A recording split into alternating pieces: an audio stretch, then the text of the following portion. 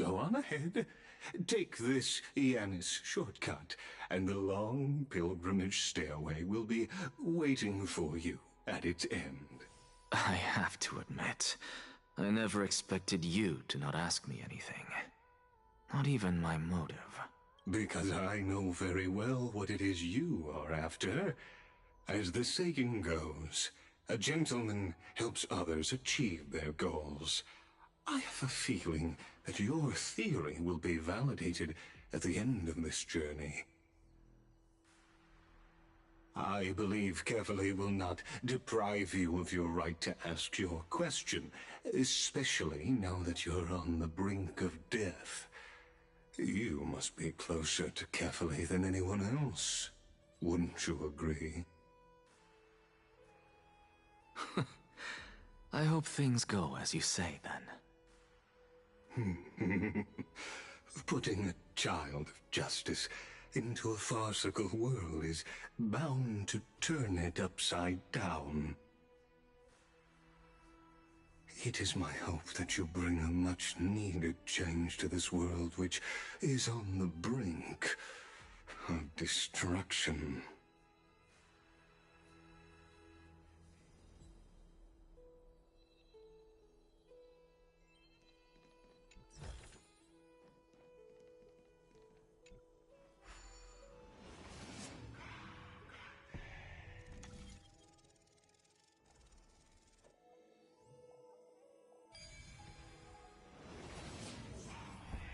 Honestly, this is my first time going up to Dawn Cloud's peak.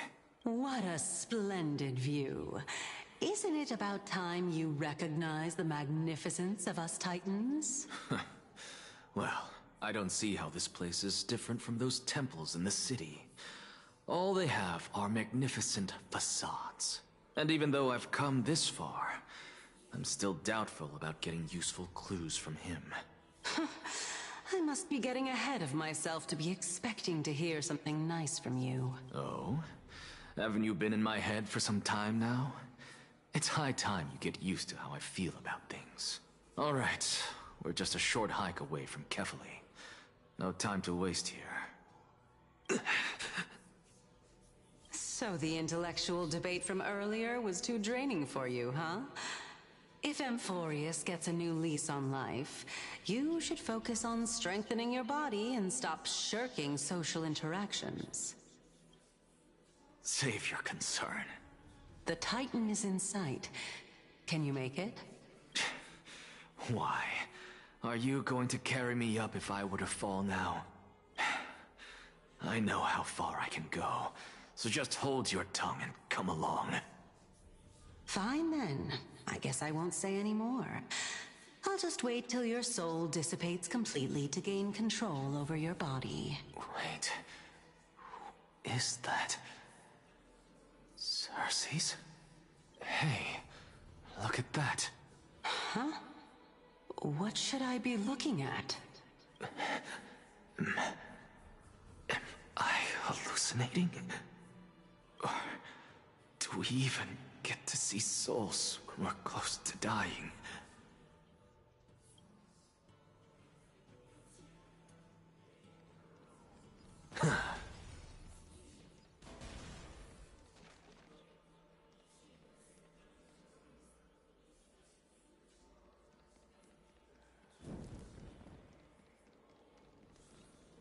Oh?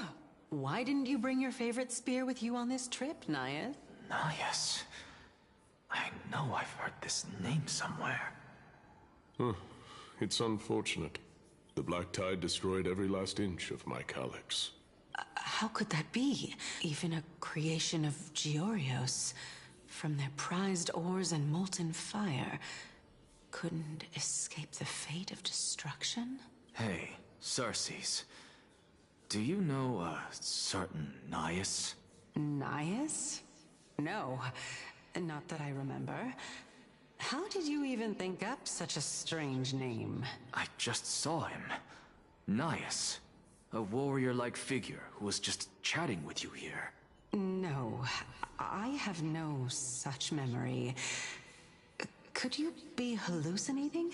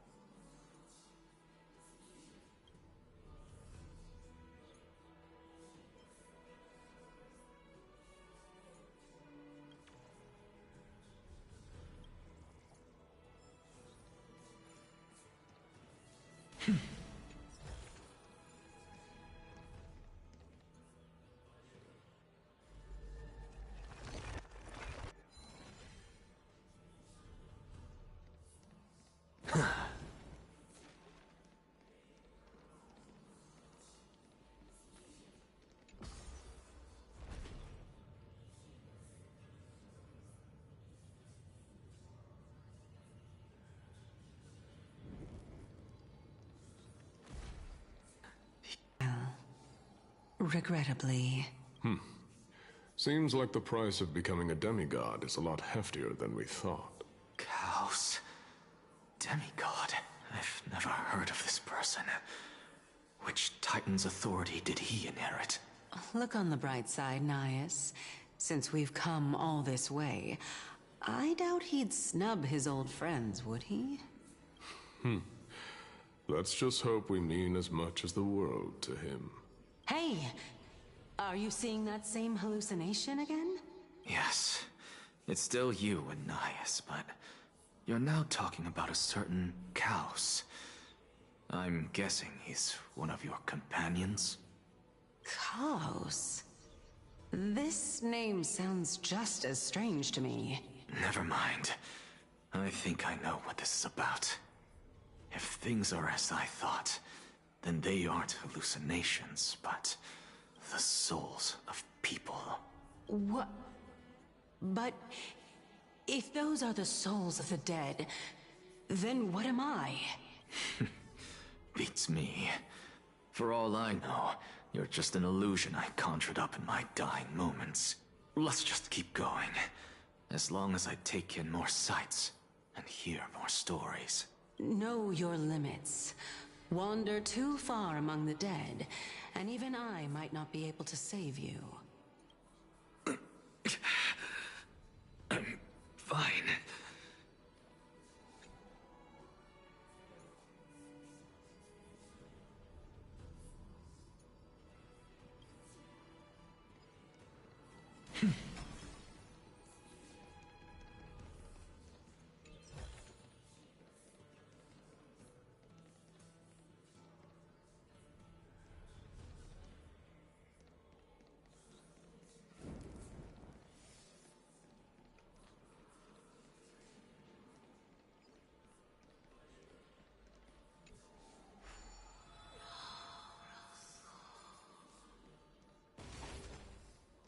So...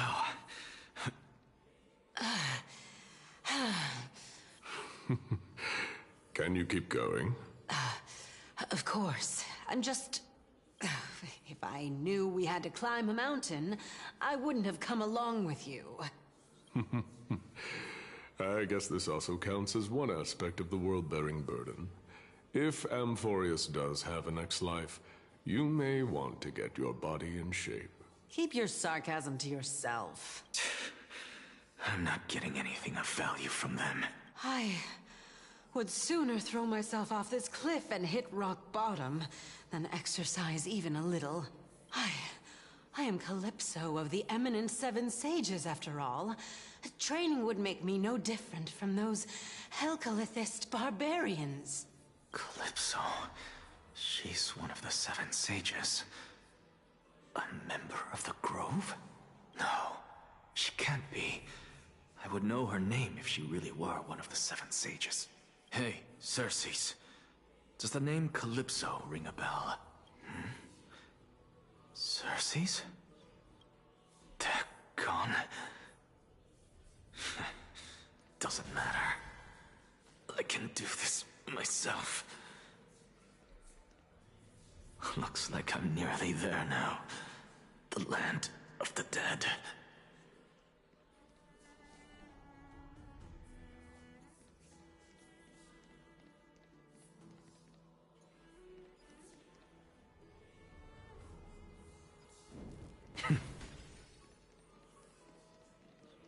Oh, beautiful old world. Where are you now? Oh, legendary era Chrysia, return to the mortal realm. Splendid gods once walked the paths we walk. Alas, all that's left of that warmth is a hazy mirage. Why are you chanting that too?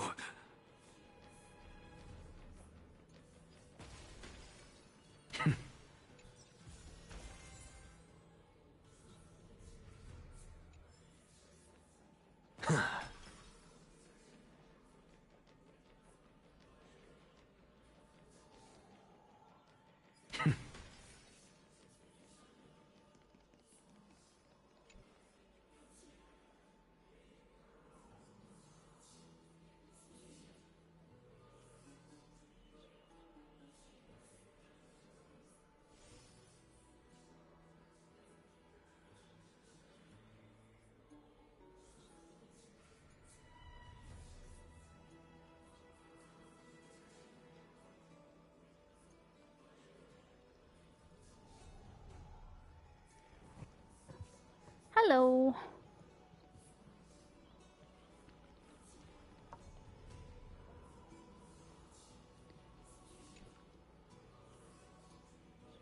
Devoted emissaries, heretical scholars, the lost wanderer and the desperate outlaw. At the edge of divinity, we look up in awe. In a fleeting moment of terror, the long road behind fades from memory.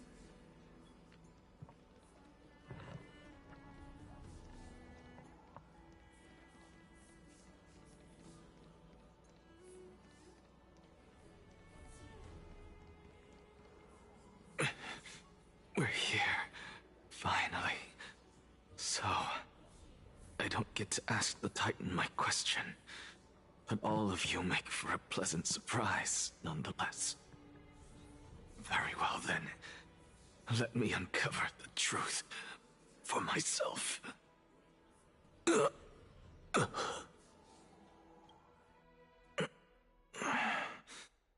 I still fail to make it in time? Huh? So, I'm back here again. I can hear it. I hear it from the depths of the tides, behind the closed doors of the void world. A voice ready to tell me something. This time, the voice is a lot clearer than before. Since we've come this far, let's just wait. Lord Nias and Miss Calypso, are you both here to visit Chaos too? Yes, and we've been waiting for quite some time now. Regrettably, he hasn't answered us. The worst-case scenario is that he's already been overwhelmed and crushed by the world-bearing burden. You're overthinking, Lord Nias. I can still sense Chaos' soul in the area. And besides, we both know Chaos' nature. A deliverer like him wouldn't fall so readily, much less give up on all that he holds dear. Isn't that so? Yes. I have faith in him. That reminds me. Why are you making this trip alone, Polixia? Oh, my sister needs more time to make sure the flowers are fine.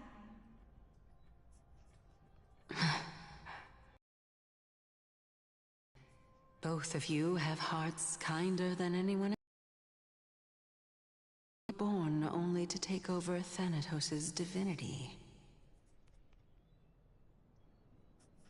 Everything that I see and hear this time has left me shaken to the core. What may seem like a mundane conversation is in truth a once-in-a-lifetime exchange that has revealed the ultimate answer to Cersei's question. The conjecture has taken shape and must now be solidified into a theorem. Next, I only need to seek verification from Kefali. By doing so, I can answer Cersei's question and reclaim my body.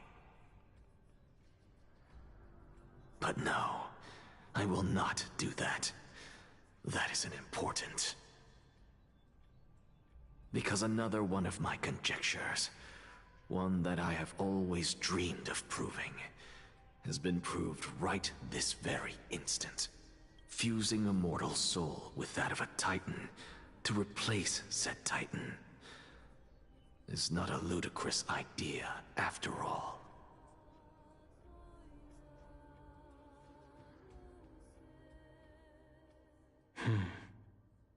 What are you thinking about? Just amazed at how this towering tree is Cersei's divine body. It's a majestic sight. Is that so? You don't look the slightest bit amazed, though. Plus, you seem to be strangely familiar with the city around the Great Tree. Merely something from the past that I won't go into. Events of the past, huh? I was also a child when I looked up at Cersei's. Their leaves and branches reflected the sparkling stars, and their trunk was like a pillar that supported the sky and ground. I stood at this very spot back then, imagining the day when I could climb to the top of this tree, because I would be the closest I can be to the sky at that spot. You're a sky priest, yet you study at a place that is home to the Reason Titan. That's rather counterintuitive. Don't read too much into it. I mean, can mortals even hope to reach Aquila's realm? They're a strict and draconian god, nothing like Cersei's. Reason is willing to share what is theirs with others, but Sky only expects people to revere them. You get what I'm saying, right, Denny? After all, the Titan that imprisoned you and Grey here in Amphorius is none other than Aquila themselves. Yes, I didn't count on provoking the ire of a local god. But there will always be people who dream of soaring towards the sky. The Grove has a wealth of research on Aquila, and that is exactly what we are here for. It's just, I never thought Grey would meet with something like that before we set off. As a physician, I should have been there by her side. Bad luck tends to come in streaks, so don't beat yourself up over it. Besides, Aglaya needs you here to uncover the truth behind what happened to the Grove. Let's just make the most out of this trip and keep a lookout for any documents related to the Death Titan. They could be useful to her. Yeah, there's no rest for the weary, huh? In any case, what we're looking for could be anywhere in this enormous grove. Let's split up to cover more ground. Danny, with your skills, I'm sure those monsters born of the Black Tide will pose no threat to you anyway. What about you? Will you be alright on your own? Have you forgotten that you're talking to the chief physician of the Twilight Courtyard? Have more faith in me. I'll be just fine. The silence in here is near deafening. With the vast amount of knowledge it holds, this academy is akin to a labyrinth of information. Even the cleverest of scholars would easily lose their way in here. I should gather my thoughts before heading in.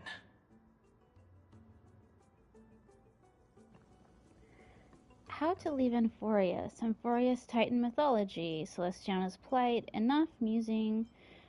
It's time to move on. In the myths, Aquila, the Titan who reigns over the domain of the skies, is a colossal bird that overlooks the world beneath them with 100 eyes. As long as they continue to soar above the clouds, the people of Amphorius will remain trapped on the ground. Hyacinth's forebears were priests who worshipped Aquila. Nobody is more familiar with the taboos of the Sky Titan than her. Seeing how Aglaia has sent her here as a guide, it's possible that she has plans to have Hyacinth take on a trial in the future. In Amphorius, Titans are a common topic of discussion. People create myths that in turn conceive Titans. It's a tricky task to keep an objective view when among the people of Amphorius. Is there a way to step out of the situation and look at it from a different perspective?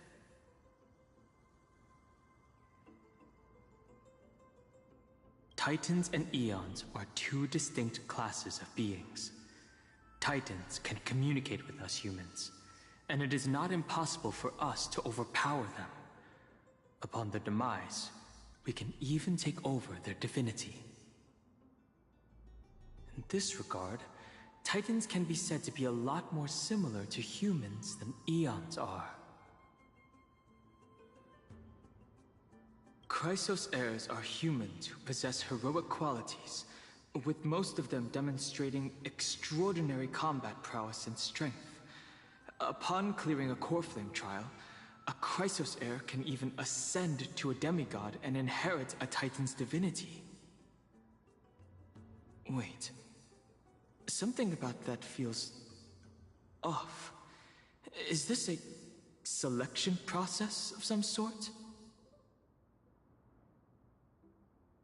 Guided by the prophecy, the heroes are on a quest to reclaim core flames and usher in the Era Nova. Their efforts have seen gratifying results to date. As I expected, the prophecy is the hardest to make any sense of. But with barely any information to go on, no matter how much I ruminate on it, it won't yield any results. I should leave this for another time. I should probably turn my attention to something else. Nobody could have ever imagined that her life would be forfeited the moment we landed on Amphorius. I should have done more to keep her safe. But it's not too late. We still have a fighting chance. The unique rules that govern life and death on Amphorius might just work in our favor and save her. The Grove is a veritable library of knowledge. Maybe they'll have records on a similar case? Please let there be one. The clock is ticking. I should search for more clues as I move.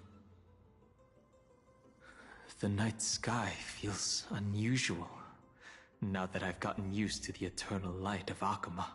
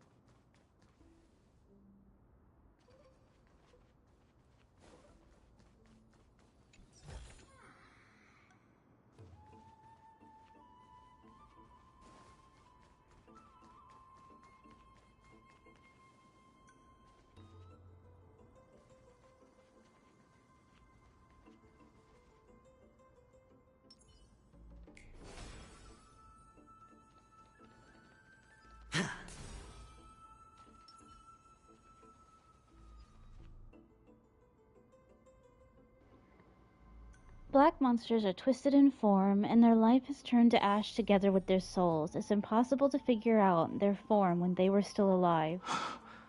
These are the remains of a black tide monster. It does look different from the Titankin from up close. What's that underneath it? A scroll. The Scholars Debates 1, a recorded debate between Venerationist and Nosporus scholars. Most of it is illegible, leaving only fragments of dialogue. Venerationist scholar, we all recall that state that dared touch the sky, but what were they really? Just blind masses manipulated by ambitious politicians who dared challenge the Titan's authority. A completely meaningless attempt, an absolute mistake. You Venerationists have bowed to the Titans for so long, you've forgotten a scholar's true purpose? Making a mistake does not mean the act was meaningless. Even those students new to the Grove understand this from basic logic lessons. An entire city-state reduced to ashes proved the skyship's construct was a mistake. To me, that's precisely the meaning they achieved through sacrifice. Am I hearing this right? Such a statement. Are you converting to Venerationism? No, I'm simply examining the matter from another perspective. Legible content ends here. As I expected, the Grove doesn't forbid discussions about the sky. It's a debate between two scholars about the sky ships. Glaya also made mention of the ships when she interrogated us. A memory I'd rather forget. I'll hold on to this for now. With any luck, this journey won't leave us empty-handed. Huh?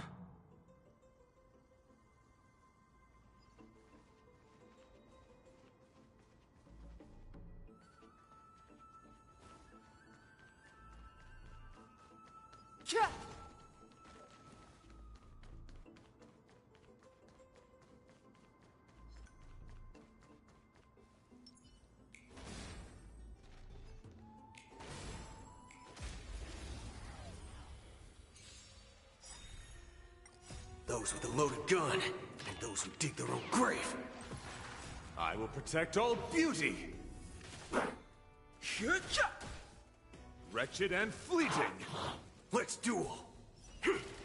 I will protect all beauty! The beauty is eternal! Bring it on! Bust. Or maybe I'll take it all! Wretched and fleeting! I will protect all beauty!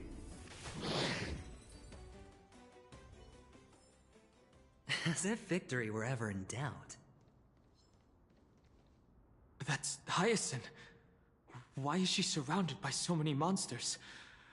As much faith as I have in her, it's probably a good idea to help her out there. Really now?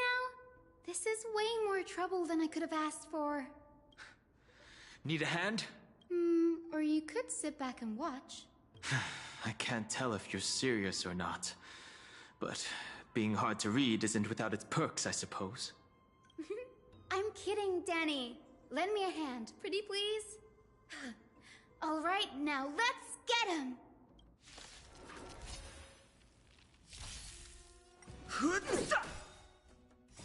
This sanctuary is but a vision! Break! The beauty is eternal! Let's duel! There's your reward! Trying to pull a Those with a fast loaded one? gun, and those who dig their own grave.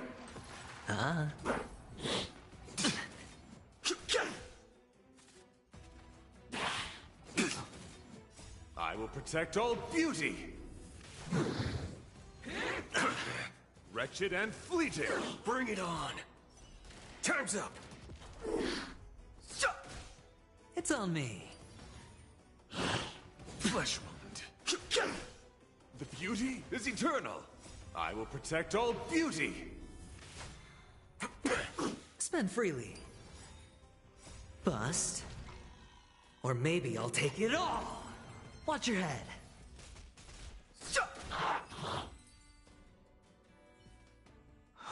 This place is practically in ruins. What happened? There shouldn't be this many monsters here. The Black Tide is remarkably quick to detect the light of Amphorius. So or rather, the blessings of the Sky Priest in me, might have unknowingly called them to me.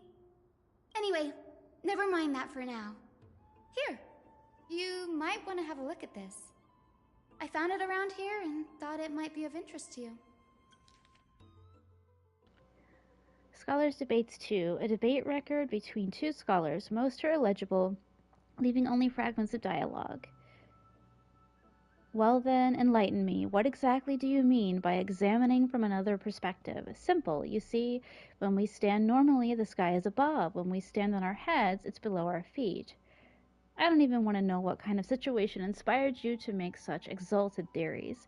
By the way, I have a student who loves to write satirical comedies and once wrote about a fool who could not figure out a question no matter what. As I said, there's no reasoning with you venerationists. You're like Dromuses. Huge, yet always gazing downward at the gazing downward at the earth, while I want to be the wasp that stings the Dromus. What if that state tyrant's defeat simply proved that among all paths to the Sky Titan, the sky ship was the wrong one? Anaxa, you impious blasphemer, mark my words, you will eventually answer for your sacrilege. I doubt your students, or that young teaching assistant girl, have any idea what secret research you're truly conducting. Legible content ends here. Anaxagoras. He's the scholar who fused himself with the core flame of reason. This is new. I didn't know Professor Anaxa was researching the sky. He's never mentioned anything about it. Finan said Anaxa might be opposed to the flame chase journey. Might is an understatement. Anaxa has never been one to venerate the gods, nor has he ever found it within himself to put any faith in the prophecy. People have come to think of him as a heretic, even in a place as liberal as the Grove. Yet, it is also this very blasphemer that Circe's favors. Fate sure works in mysterious ways. I picked up a scroll on my way here too. It looks like it may be related to the one you're holding. Oh? Let me have a look.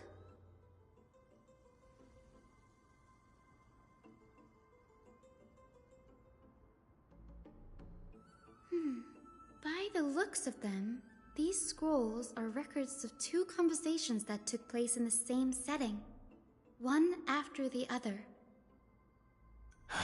There's still much I don't know about the Grove. Do you mind if I ask you a few questions? Sure, go ahead.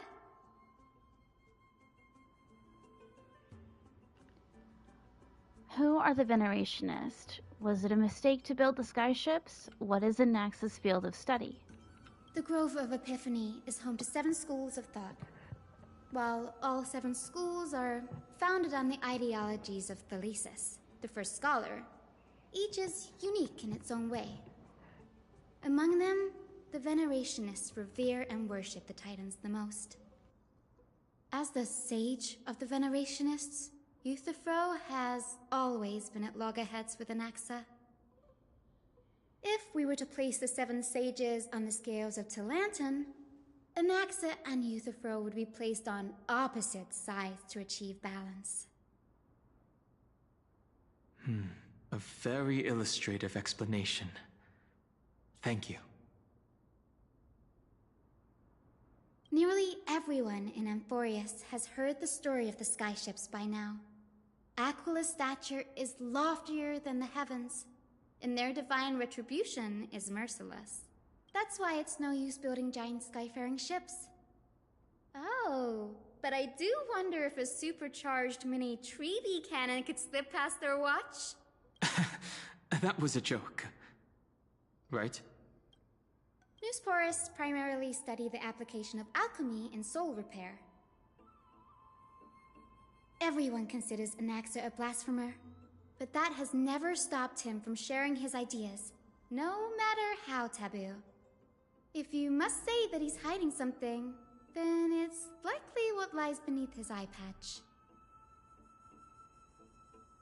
Anaxa often says that every failure brings us one step closer to the truth.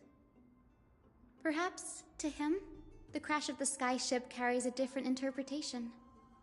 The firmament is not impenetrable. On the contrary, it was precisely because the skyship represented the first step toward breaking free from the shackles of the Earth that it provoked the wrath of the Sky Titan and brought divine punishment upon itself.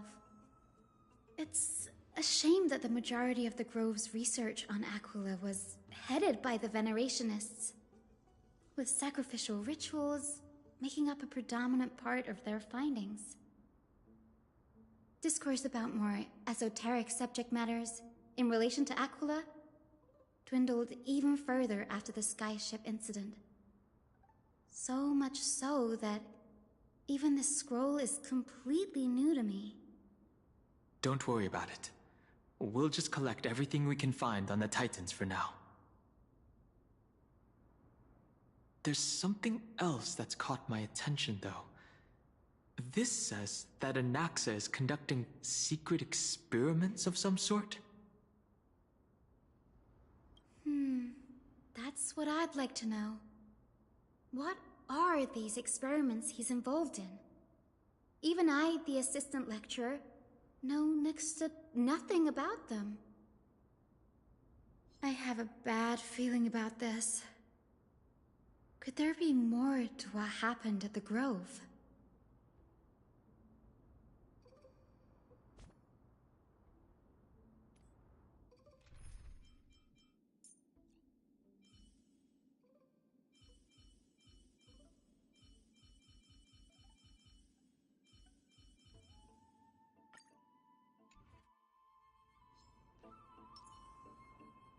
Watch yourself!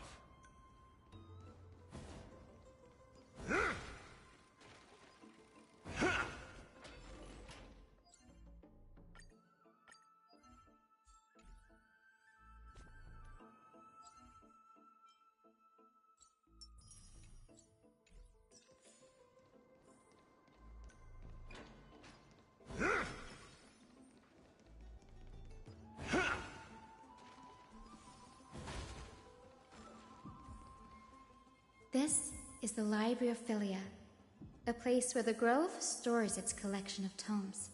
Other than books written by the 7 schools, you can also find philosophical texts, ballads, and religious writings from the Outlands here. Cities that desire to learn from the Grove were apparently expected to contribute knowledge of equal value to what they sought. We've had more than our fair share of hilarious episodes over the years. For instance, it's said that the Erythrocheramists once borrowed a manuscript from a certain author, but ended up returning a copy instead of the original. What's more, the original manuscript was supposedly then hidden here. That doesn't seem like a nice thing to do. Nice? No need to hold yourself back, Danny. You can just tell it like it is. Their behavior was no different from bandits. Well, if you don't mind, did the Grove ever rob Castrum Kremnos? Whew, you've got me there. Some said you couldn't even find a dictionary in Castrum Kremnos, so I guess they were spared. There are too many books in the Library of Philia. Flipping through them all will take too long. Why don't we use the Biblioslate to search for the texts we need? We can bring them back to Akuma for reading after that. Agreed. This place isn't safe. We should leave as soon as we're done. There are still several more scrolls strewn all over the place. I'll gather them while you pull up those texts. This way, nothing will be overlooked.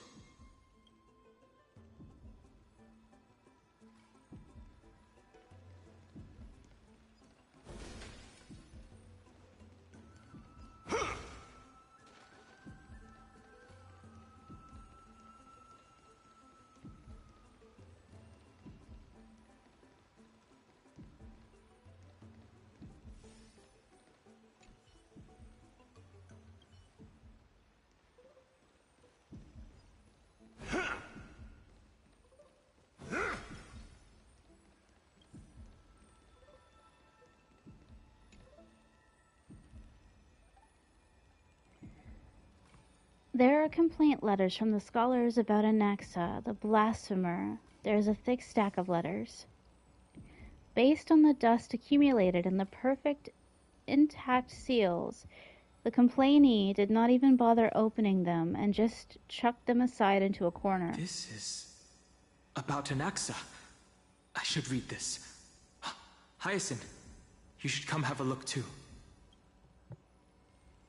Ugh, it's so dusty in here. Whoa. Are these all complaints about him? I can already see what they must have written. Anaxa has no respect for the gods. His very existence undermines order in our society. They're probably all things like that. Does Anaxa hold that much influence? Why else would they call him the Great Performer? When Anaxa established his school of thought, the first thing he apparently did was read his own work to everyone. Are the Titans truly an accurate reflection of what humans think gods should be? Worlds created by gods are indubitably perfect, but what of Amphorius? Only foolishness and insensitivity everywhere you turn. An uncanny impersonation. What happened after? They marched him straight to the seat of judgment before he could finish. Though what he took on in the end was more of a debate than an actual trial. He had to address every one of the scholars' allegations, or face expulsion from the Grove. The first allegation was... Do you agree that since the Titans created the heavens and earth, so the mountains, rivers, and seas must likewise be their creations? Am I supposed to put myself in Anaxa's shoes and answer that? As told in the myths, the seas, the skies, and the earth are all, beyond the shadow of a doubt, creations of the Titans. Anaxa would have probably been spared a lot of trouble if he had answered this way. Instead, he quoted past instances of the flame-chased journey, and posited that humans have the potential to take over the divinity of Titans. Needless to say, his critics didn't take kindly to his answer, so they followed up with a second allegation. You claim to be studying souls, yet you are, in fact, defiling them and committing acts condemned by the gods. Do you admit it? That's a serious allegation. Did he really do that? Anaxa always wears an eye patch, never removing it, even when alone. Some say he used one of his eyes as an alchemical ingredient. Every being in the world owes their safekeeping to Kifili, and this is even more so for the Chrysos heirs who have divine blood coursing through them. If he has really done something of that nature, then it'd indeed be sacrilegious. Thankfully, they had no way to prove it, so it amounted to nothing more than an allegation in the end. One by one, Anaxa engaged in wars of words against those who would challenge him. Toward the end, a scholar asked him, Anaxagoras, have you any respect for the gods? It was only after a brief silence that he answered, I have never denied that Titans are meant to be noble constructs. What he didn't say, that the Titans are not noble, rings louder in this case. Yes. I'm not sure how that controversy was eventually resolved. But what's for certain, at least, is that Anaxa was allowed to stay in the Grove where he continued his research, despite being regarded as a heretic. By the way, this stack of complaint letters has reminded me of a place in the Grove. We may find clues there that aren't on the teleslate. I'm talking about Anaxa's alchemy lab, hidden between the cornerstones. Given the Grove's meticulous approach to archiving, could there really be such an oversight right under their noses? It's a well-kept secret. Among the 7 sages, excluding the nominal chief sage, each has a private sanctuary where they can conduct research undisturbed in their free time. Even the administrators of the Library of Philia are restricted from accessing those places and documenting the sage's research. But with the Grove in this state, I'm sure Nexa won't be mad even if we sneak into the lab for a short while. Right? These trees, they're like a maze. A record of the many research topics a caprice scholar had applied for. It's going too fast. Topic 1. A discovery that many mythical beasts, renowned for their longevity, actually reside in areas with poorly managed birth and death records for such creatures. Permission to research. Reply. Lacks research significance. Not approved. An observation of a real plant within the grove, emanating the growth patterns of nearby white dryads. Permission to research. Reply. Falls under the domain of the whatever the hell that word is, school, and not approved. Investigating the feasibility of placing flying birds into rocket tubes to guide the direction of the rocket's flight. Permission to research. Reply. Too fanciful, not approved. The subsequent topics grew increasingly eclectic, yet the outcome of the replies remained unchanged. Impressive tenacity. Hopefully it helped him survive the Black Tide.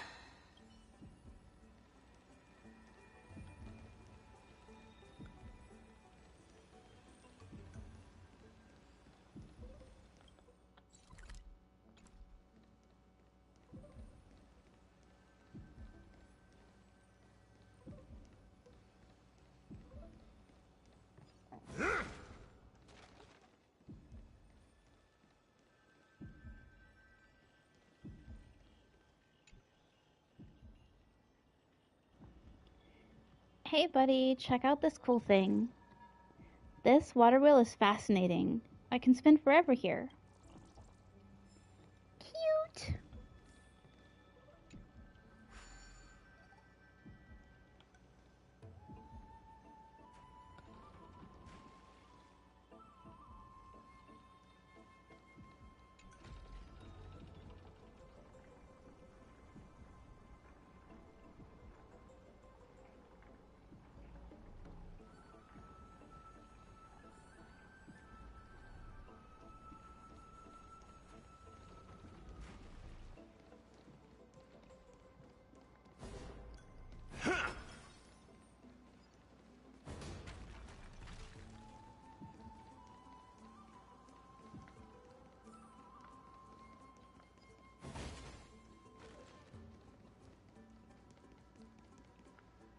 This is the place, but where is everything? Materials for alchemical experiments, matrix diagrams, and even the seal to the lab. They're all gone. Did the Black Tide destroy it all? No wonder we didn't see any defense mechanisms along the way. Have you ever been here before? No, not even close. Not only are alchemy experiments high-risk activities, but Professor Anaxa also has a penchant for using bizarre materials. Students often saw him walk in looking right as rain, but come out covered in soot with his hair singed. Naturally, no one dared to come near this place. Huh?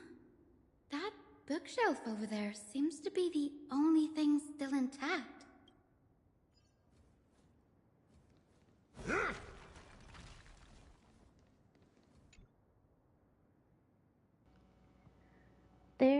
These are the materials requested by Anaxa. Documents from various fields have been compiled in one place, including Titan Creations, the University of the Soul, Alchemy, Doctrine, and so on.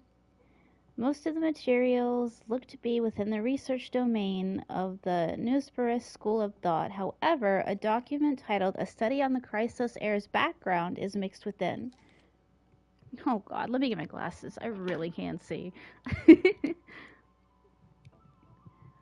A hastily written journal. These appear to be quick notes examining the background of Chrysos' heirs, the Holy Maiden of Yanisopolis, Tribe, Trian, and Trinon, descendants of the Holy Maiden from the Temple of the Three Fates, Goldweaver Aglaya of Akuma, from the Nestia priestly family, the Prince of Castrum Kremnos, Hyacinth of the Twilight Courtyard. All of their ancestry have varying degrees of connection to the divine titans or their divine authorities.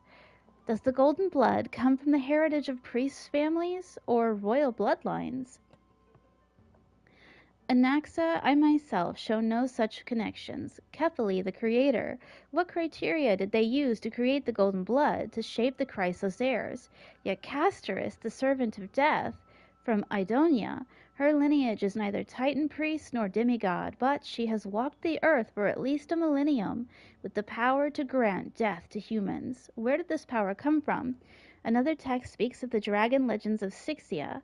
The alchemical extraction of soul ripped from dragon corpses is intriguing. Dragons appear to be the Titan's creations. Perhaps there's a way to reverse the process, using alchemy to refuse human souls with Titan creations, increasing the purity and divinity of gold blood toward the absolute? This theory must be tested, experiments to be arranged. What's going on? Anaxa is conducting research on our friends in Alchema and... me? This journal contains several intriguing points. Creation of Titans, the Chrysos heirs, Anaxa's research. From the Abyss of Fate to Castrum Krumnos, I've seen many a Titan creation during my time in Amphorius. Life forms created by Circes can also be found in the Grove. But fusing them with human souls through alchemical means? I can't even begin to imagine. Anaxa seems to hold special interest in the divinity coursing through the Chrysos heir's veins, and has even conducted a thorough investigation into the heroes' backgrounds. It wouldn't have been so strange if he had focused only on Cassie, given her own curiosity about her origins. Plus, considering that the new Sporists have crafted omnipotent medicines capable of curing diseases, it also makes sense that he would conduct research on immortal Chrysos heirs. But now, it seems Anaxa's objective was never to create medicine, but to identify the origin of the golden blood and figure out its inner workings. Through alchemy, Anaxa aims to refine the golden blood in the Chrysos heirs to a degree of purity equal to divinity. This must be what he means by close to true purity. But treating both Titan creations and the human body as materials to be used in alchemy experiments? That's rather extreme. Danny, look at this. I have a bad feeling about this.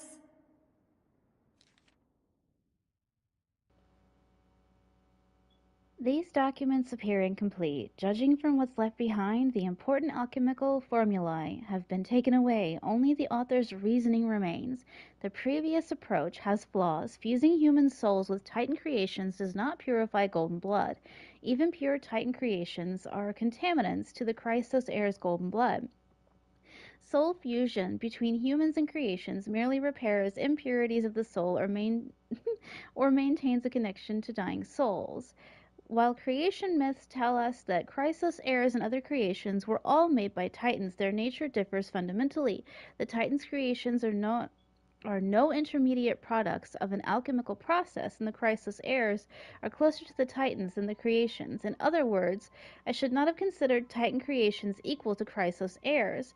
The hypothesis I should focus on is one pointed towards the Titans themselves.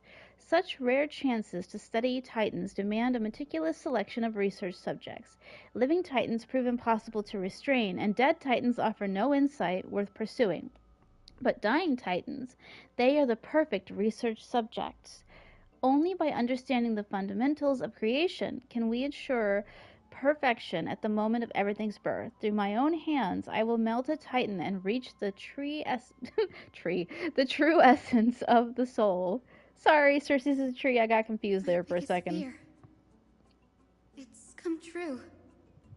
After going through his notes, I think I can piece it all together now. You don't talk too much. Carrying out experiments on soul transmutation. Can I go punch something now? Do you mean he's trying Please? to reconstruct human souls alchemically? Yes, This is what he was secretly conducting research on. Something he had to keep hidden from others. Compared to his public speeches, this is the real blasphemy. Oh, I just thought of something. What's wrong? Do you remember? When the Black Tide was approaching, the Grove had planned to send Cersei's core flame to a safe place. But an accident happened along the way, and Anaxa lost his life in the process? But Cersei took over his body and resurrected him, which led us to the situation we're in now. That's right. But what if Professor Anaxa's fusion with the core flame of reason wasn't an accident? What do you mean? Put yourself in his shoes. Knowing that the Black Tide was closing in and your time was running out, what would you have done? I'd put my theories to the test, no matter the cost. Exactly. When the Black Tide came, the true reason Anaxa headed to the Luminary Throne was to transmute and fuse himself with the Titan's core flame. Did he succeed? No. Judging from how he reacted after the event, the results came as a surprise. Maybe he failed to consider the possibility that Cersei would make a similar decision. The manuscripts detailing all the alchemical formulae have been taken away. His research is still ongoing. Could he have taken them for other purposes? Like what? There's only one Titan left in the world now. No. No way. To conceive an entity of perfection, one must first understand the principles of creation. If Anaxa is in Akama now, then he's after Kefali. Sir, this sky above us, it's not real, is it? Of course not. This is just an image from a projection device used for educational purposes. A simple trick. The day-night cycle has been lost to this world. So that students like you may still learn about the night sky, astronomers have harnessed the Titan's miraculous power to manipulate the light, projecting the nights of the past here for you. Much like how the sky above the Holy City is also illuminated by Kefali's dawn device. So, the skies of Akama are fake too. You mustn't conclude that, Anaxa. You should know that only a child would expose a trick and be proud of it. Often people know more than they let on. They simply choose to feign ignorance because they have no other choice. Then they're just deluding themselves. People believe in Kefali's tale of Genesis, accepting wholesale whatever the priests preach. But we're different. We've already walked out of the firelit cave of ignorance. We have already realized that we live in a world where Titans make the rules. Even when we look at the sky, we're only seeing what they allow us to see. Rather than gazing at this mockery of a night sky fabricated by them for the rest of my life, why shouldn't I be the one to take control of the projection device instead? So much time has passed since you sowed the seeds of doubt in my heart, child. Many a night, I find myself penning down all my theories and wild ideas, only to burn them to ashes when I open my eyes in the day. Why? Because we'll face death by burning if word gets out? As a sage of the Venerationists, my soul has already become inextricably linked to the great tree. Every word I say and every move I make is certain to influence every leaf, every branch, even the tree itself. But above all else, my days are numbered. Instinctively, I have my doubts about the golden blood and the human soul, yet I have no means of verifying them. The golden blood in my veins is woefully thin, and I am loath to waste what little time I have left obsessing over a hypothesis that cannot even be proven in the first place. But I can, sir. I can do it for us. The time is right. Give me all that I need, and I shall accomplish this grand feat on your behalf. You're right. I shall do just that. In the next meeting of the sages, I will spare no efforts fighting for the rights you deserve. Go. Establish your own school of thought. Find out what we are. Become the one who conquers the ultimate truths of the world. Child of humanity, you didn't go to such lengths for an audience with Kefali. Just ask him a few questions, did you? So, you figured it out. If I were as foolish as a Dromus, perhaps I'd throw myself down and prostrate before their greatness, begging for the gods' prophetic wisdom. Well, sorry to disappoint, but I'm no Dromus. Alas, I am a human, standing tall on 2 feet, possessing both intellect and pride. Before such power, does it make any difference whether you're a human or a Dromus? I'm sure you're familiar with the story of the Styxians. When the raging waves threatened to swallow them, they didn't just give up and become sitting ducks. No. They constructed a dam that kept the roaring tide at bay, chaining down the mad Fagusa. They call me a blasphemer, Xerxes. But that doesn't mean I deny the existence of gods. It's just as I see it. Titans are simply a force that mankind has yet to find a way to tame. Oh? If power that rivals the Titans is what you crave, why not conform to the prophecy and brave the trial?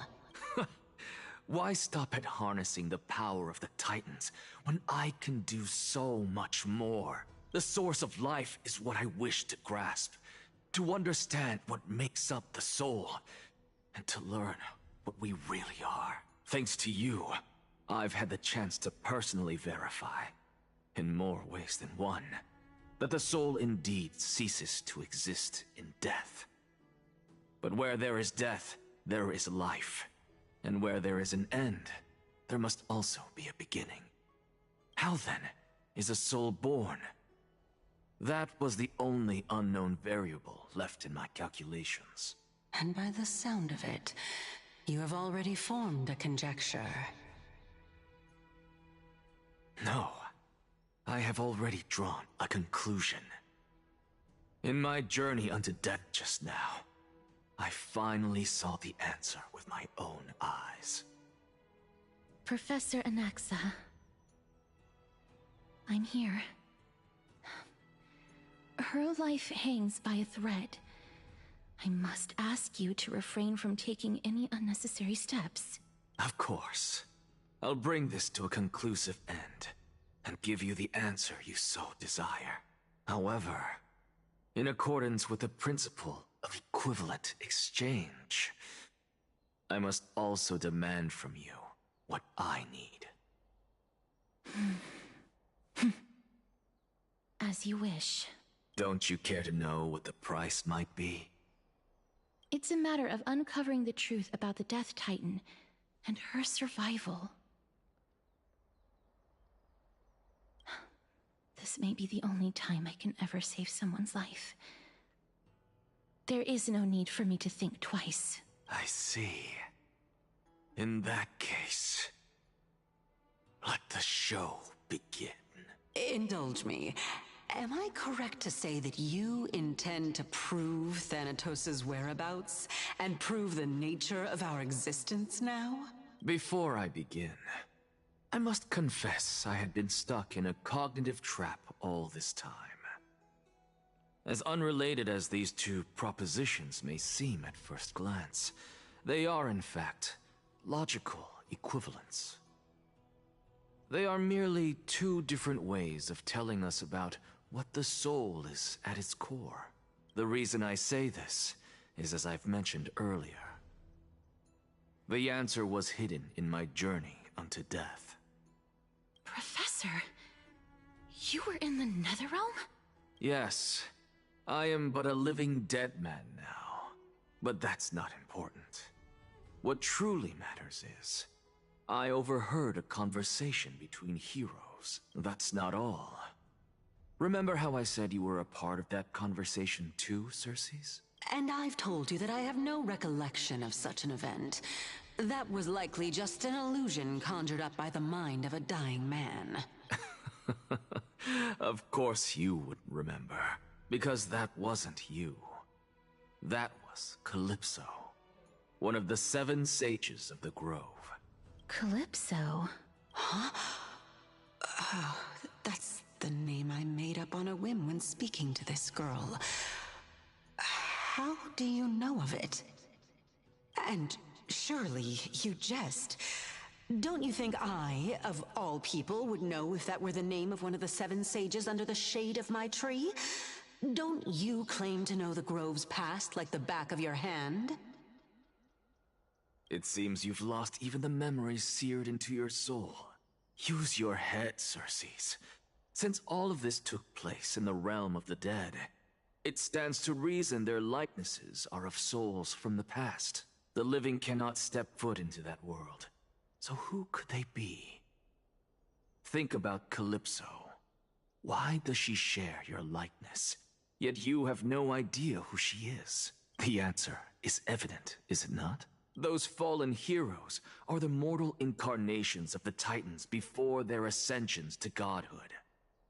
The gods aren't master creators born out of thin air, and they are no different from humans, because they all evolved from one. Does this answer disappoint you? Yes, because you've answered nothing. If I truly was once human, as you claim, then where do the children of humanity come from? Even on the off chance that you speak the truth, this brings us no closer to grasping Thanatos' whereabouts. How are we to find them? I knew you would say that. But it matters not. I know what I'm doing. Actually, why don't we have this supreme being standing before us tell us everything? You can revive a Titan? Humans cannot return from the dead. Neither can gods. But all we need to do is look at this from a different perspective, and the problem will resolve itself. The solution is simple. Just like what you did to me. If I'm reborn as Kefali, I can rebuild the world and all within it as they once did. Simple, is it not?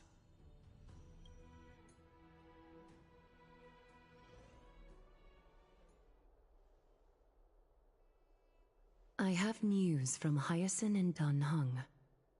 Anaxa might be trying to do something with Kefali's divine body. Kefali? But what could Anaxa want? Is the Council of Elders going to sit around and let such a sacrilegious act unfold? That is not possible. He is indeed the great performer, capable of fooling anyone and everyone with his tricks. I'm sorry. No need for guilt, for this is good news to us. The Council of Elders has found themselves a traitorous ally. Anaxa's ambitious desires will be something we can exploit. What we should be doing now is to keep our eyes peeled for whichever trickery Kynus is up to, and react accordingly to thwart her plans. Being Akima's political center, The Demigod Council holds just as much significance as the Vortex of Genesis. Someday, after my duty is over, this site will take the place of the battlefield where you hunt gods.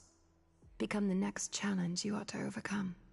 Till then, it's best to get used to this place as soon as possible. We will be waiting here for your good news. Come find us anytime you need something.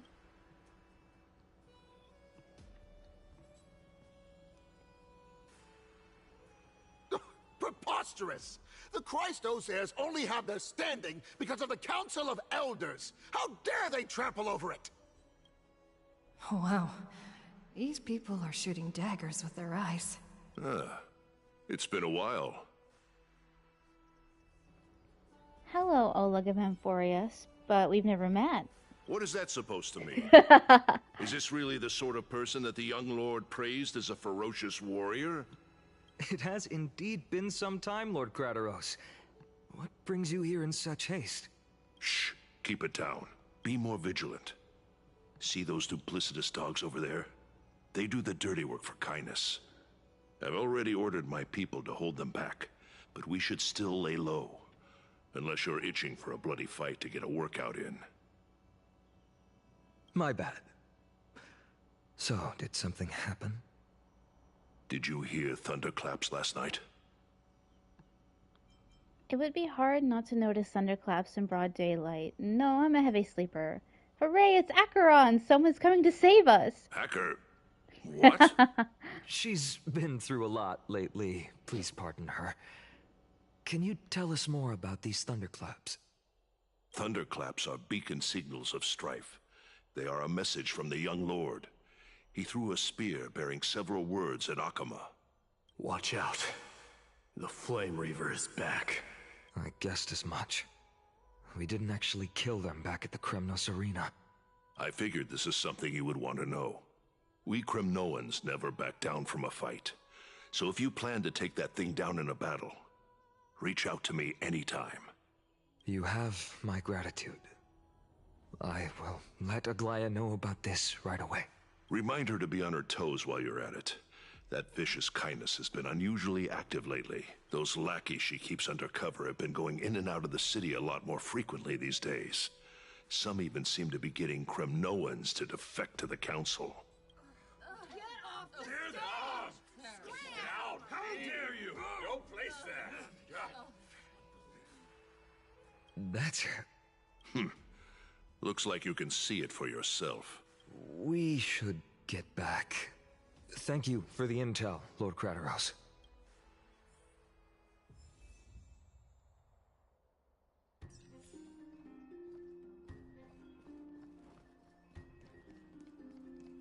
By Catholic into Lenten above, as the Theoros I have observed. Virtuous. Aglaya, what happened here? I know about the poisonous fangs of that king snake through the golden threads. In the past, I would be confident about keeping her in check, but I admit I am now unable to do so. What do you mean? It is no longer about eloquence or arguments. I have been a demigod for far too long that I hardly have any humanity left. Before I realized it, I have become no different from these hypocrites, no longer capable of relating to the people. This has come a lot sooner than I expected. But perhaps it is time. I need you to step up, Finan, in order for me to retreat behind the scenes. Yes, this is my duty, but... It is far easier for the Council of Elders to fool many than just fool one person. Their so-called more support is no more than a ruse to distribute power using words instead of lances. There is no glory in winning this debate. But that makes having respect for humans so much more priceless. Finan, you are a Chrysos heir without flaw, capable of relating deeply with humans. I appreciate what you've taught me, Aglaya. I hope we'll live up to your expectations and win this debate.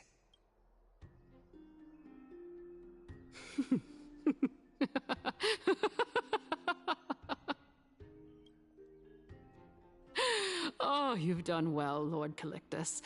Let me take over and personally close this debate for today.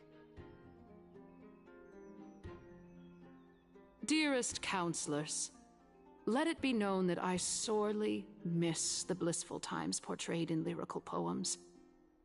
Back then, Amphorius was home to nearly 1,000 cities, each with their own local faith, while gods walked the earth and shared close bonds with humans. Yet, in the present, people from all over are forced to leave their homeland to seek refuge in the holy city, where they hope to rest under Kephali's protection. All of us have long been in the same boat, with no way out of this plight. We didn't have a choice in the past, but now, the Council of Elders brings to the table a new possibility. All I have left is one question for you. Would you rather strive toward the unheard of Era Nova, or return to the prosperous Era Chrysia of our past? Make your choice. Now, which of the two would lead mortals to an ideal future? No hesitation. I stand by Era Nova. If it's possible to bring Era Chrysi back. Era Nova is a path of salvation the gods promised. We should not have doubts in the Flame Chase journey.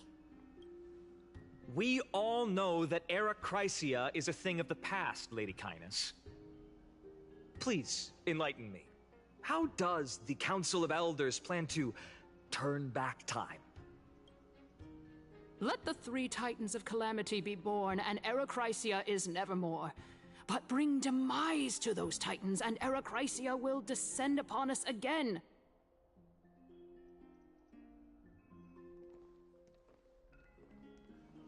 Know that the Council of Elders is never one to make empty promises. Look at who we have on our side. Anaxagoras, one of the Grove's 7 sages, and Castorus, Idonia's goddess of death.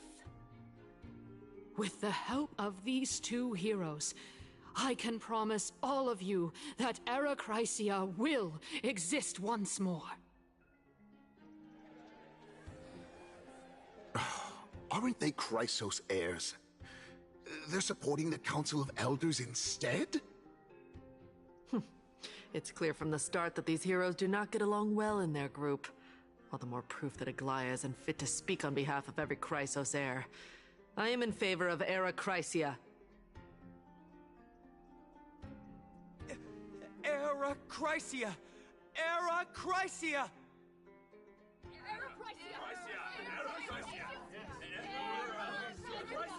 Era Chrysia! Era Chrysia! Era Chrysia!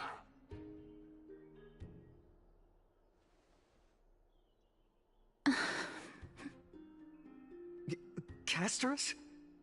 Why are you standing over there? You finally arrived, Naxa. So have you, Cass. Don't worry, Aglaya. Well, I know that you have many queries. Could you continue to converse like how the citizens normally do? Tell me, dear citizens, if we successfully retreat and return Thanatos' core flame without anyone passing the Death Titan's trial, what would happen next? The answer is simple. We will have a chance to rid the world of death and bring Amphorius back to an era when all beings live forever. We'll usher in a new future that will be entirely different from the Flame Chase journey. He's one of the 7 sages. 7 sages? That's impossible. I really don't believe it. Your proposal is much too idealistic. As long as the Black Tide still exists, how can we go back to the old days? Remember what I previously said? Kefali's core flame is guarded by the secret power of the Council of Elders. Plus, Fagusa's water curtain will be able to block out any external perceptions. Tell me, dear citizens, have any of you ever seen even a glimpse of the threat that this person is talking about anywhere within the walls of this majestic holy city?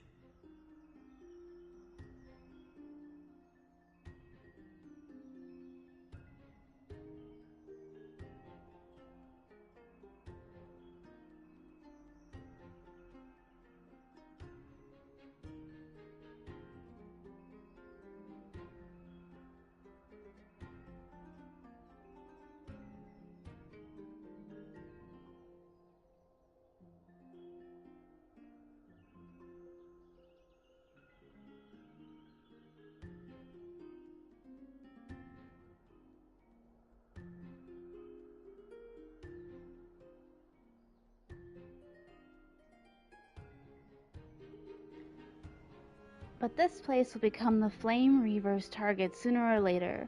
Isn't this just survivorship bias? Oh? Could it be that you heard that from the Flame Reaver themselves? Citizens, let's loudly sing the blessed hymn. Oh, beautiful old world, where are you now? Oh, legendary Erechrysia, return to the mortal realm! After the destruction of the 3 Titans of Calamity, the Flame Chase journey will have to end. Erechrysia! Yes!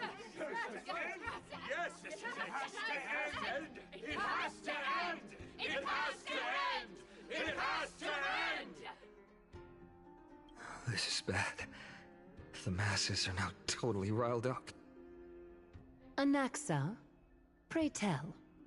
Everything that you've mentioned hinges on the premise that we can find Thanatos' existence, right? Thank you, Lady Aglaya, for still caring about this city. However, dear citizens, we are truly fortunate and blessed. For Castorus, Idonia's goddess of death, will surely find Thanatos under my guidance. What?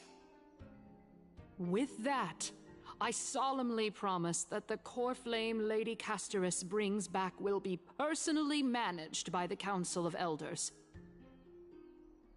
Thereafter, if we are able to garner the support of all of you at the Citizens' Assembly, we shall spare no effort in ensuring that the Erechrysia will return to our world once again.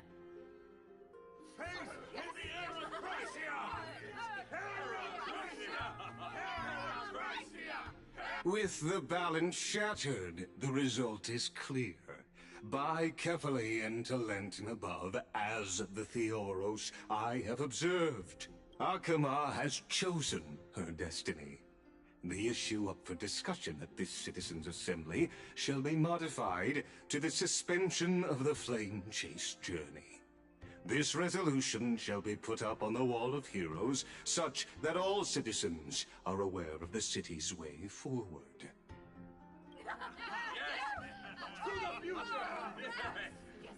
I like this. Fantastic. Yes. Aglaya, dear Aglaya, what has caused your heart to soften?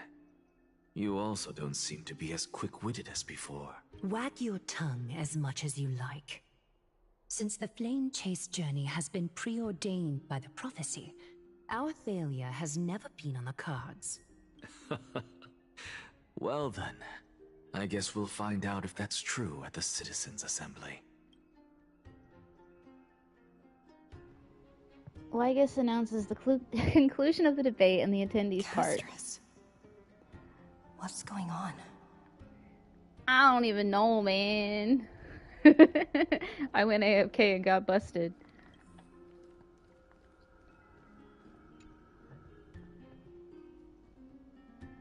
Well, it seems that when I sent you to look for Anaxa, I unintentionally facilitated your partnership with him instead. My apologies, everyone. I know that you have many questions to ask me. I will answer them to the best of my knowledge. In that case, please tell us as much as you can. What happened when you went to look for Anaxa? In actuality, he showed me a past that was both long and heavy. The reason I say this is as I've mentioned earlier. The answer was hidden in my journey unto death. Professor, you were in the Netherrealm? Yes, I am but a living dead man now. But that's not important. What truly matters is, I overheard a conversation between heroes.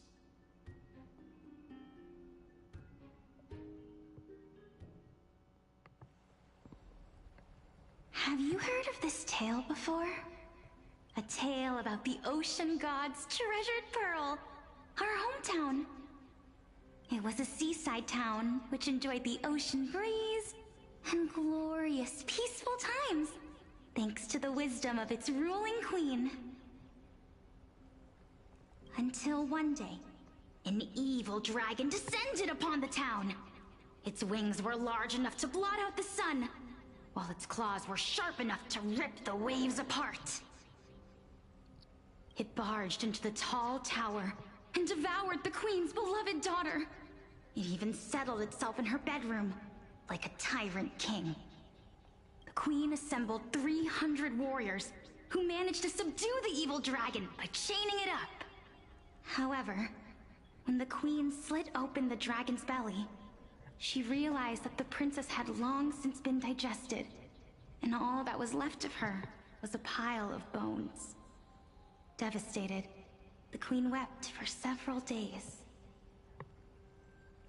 It was then that a devious, smooth-talking scholar arrived at the palace and suggested that the princess could be revived through the use of dragon bone and dragon blood. That liar called this process the secret art of alchemy. The princess was reborn! The queen was overjoyed, blissfully unaware that the evil dragon's soul still lurked within the princess's body. As revenge, the evil dragon swallowed the poor queen, the glib liar, the courageous warriors, and all of the town's innocent civilians in a single gulp. Worse still, the souls of the deceased refused entry to the Netherrealm because they were filled with regret. Forced to roam the mortal realm, these resentful souls ultimately converged into a river of souls that would not retreat for a long time. The terrifying death had consumed all. Thereafter, our hometown fell into ruin as well. Until? Actually, I don't know what happened next either. Oh, my... It seems that you still like to whet people's appetites even after all this time, Pelixia. So, according to your story, this is how I used to look? It's practically a mirror image. And yet, what exactly is this? A miracle that I created with alchemy. As for what it is and how I was able to accomplish it, I'll keep the answers to myself for now. Oh, my goodness. Is this cliffhanger really necessary? Quiet, Titan. Continue to enjoy this splendid play, and the truth will naturally reveal itself. Dragon, huh? I've heard this legend before. In that case, what do you think of it? I think that this so-called alchemy was a tenuous analogy added to the story by future generations. After all, you've never heard of a tradition of alchemy in your hometown before, have you? Indeed. Before I left home to pursue my education, I never even knew that anybody was looking into this area of study. Therefore, we can just treat this tale as a fable told to young children. A fable, you say? If so, what moral is it trying to impart to the kids? I guess it might be the concept of equivalent exchange? Oh? I thought the moral might be closer to something like honor the dead. Huh. What? At a loss for words? No, I merely realized that we're both thinking of the same principle. If life is priceless, then there is hardly anything else in this world that is of equal weight to it, right? Indeed. As expected of the wisest scholar in the land. You flatter me. Why don't I ask you a question as well, as a form of equivalent exchange? Of course. What is your question? If I imparted my knowledge of the art of alchemy to you, would you use it to resurrect someone you loved? What? What kind of strange question is this? I got it. You're just trying to get me to tell you whether I like anyone, right? Let's just leave it at that. That was rude of me. Yes, I would. Oh? Death is inevitable. In the days to come, I'm certain that someone whom I cherish deeply will leave me for good, if such a mighty power really existed. I think I would use it without hesitation. After all, you, me, and the rest will all have to face that fateful moment eventually.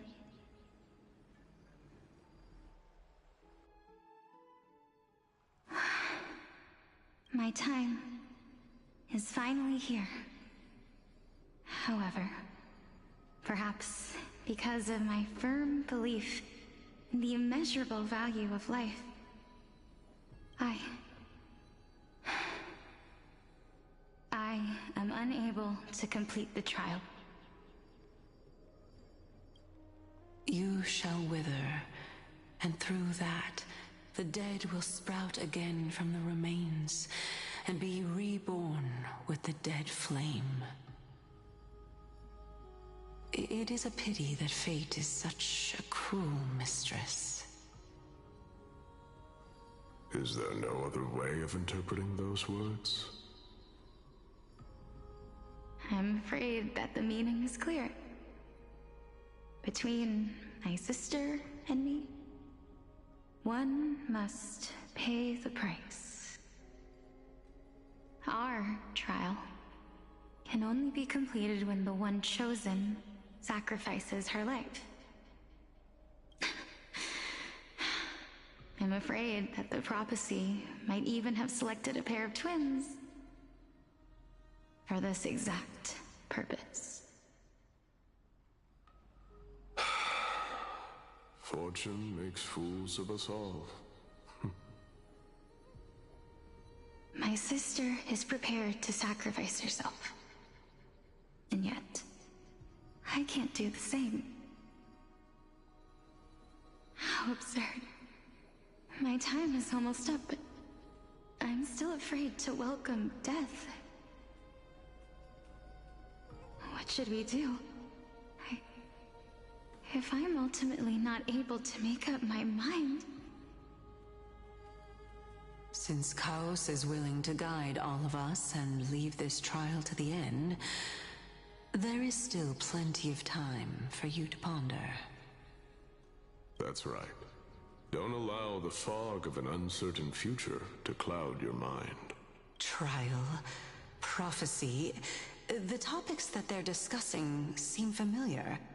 But these three people must not have left their names in the epics. Otherwise, I would have some recollection of this. Amphorius is history before the Titans were born. was complete chaos. Is that not strange by itself? I have long held 3 hypotheses about this. However, let's continue watching for now. Calypso, Polixia, and this warrior. I seem to have met him somewhere before. Regarding this matter, Nias, are you confident that you'll complete your trial? Of course. Though, I am worried about what will happen once I've emerged victorious.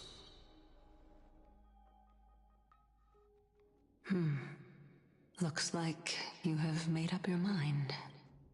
Yes, this is the safest course of action. Completely separating courage, honor, tenacity, sacrifice, and reason. You really know how to make things difficult. Please, young lady, witness my fall and demise. Lady Calypso, you shall host the soul-rending ceremony. I do not understand. Why would you dare to sacrifice yourself for a future that you won't get to witness? Because this is our destiny. The power that resides within me is so intense that I will one day be engulfed by it. Furthermore, a valorous death before glorious return has always been the path I chose to walk. A journey I began long ago. If your sister or Kaos were in my position, I believe they would make the same choice as well.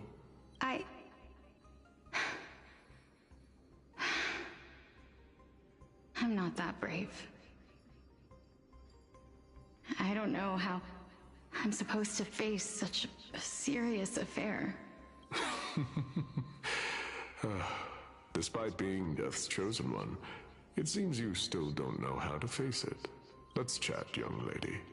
Perhaps I shouldn't end my journey so hastily. Since there's still time, I'm not worried about letting fate wait a little longer. Of course. This warrior is Lord Nias. As the embodiment of Nikador's divinity, he entrusted his life to us and allowed humankind to end his madness. That means that what I'm currently seeing before my eyes is in fact... Looks like one hypothesis of mine has already been proven true. These heroes are the true forms of the Titans, before they attained their divinity. If so, the chosen one of death that he speaks of is actually... Polixia? Is the previous form of Thanatos? But her appearance... If this is true, as long as we can find out where she went, we'll naturally be able to figure out the location of the Death Titan. But before that, we first need to witness what ultimately happened to Lord Nias.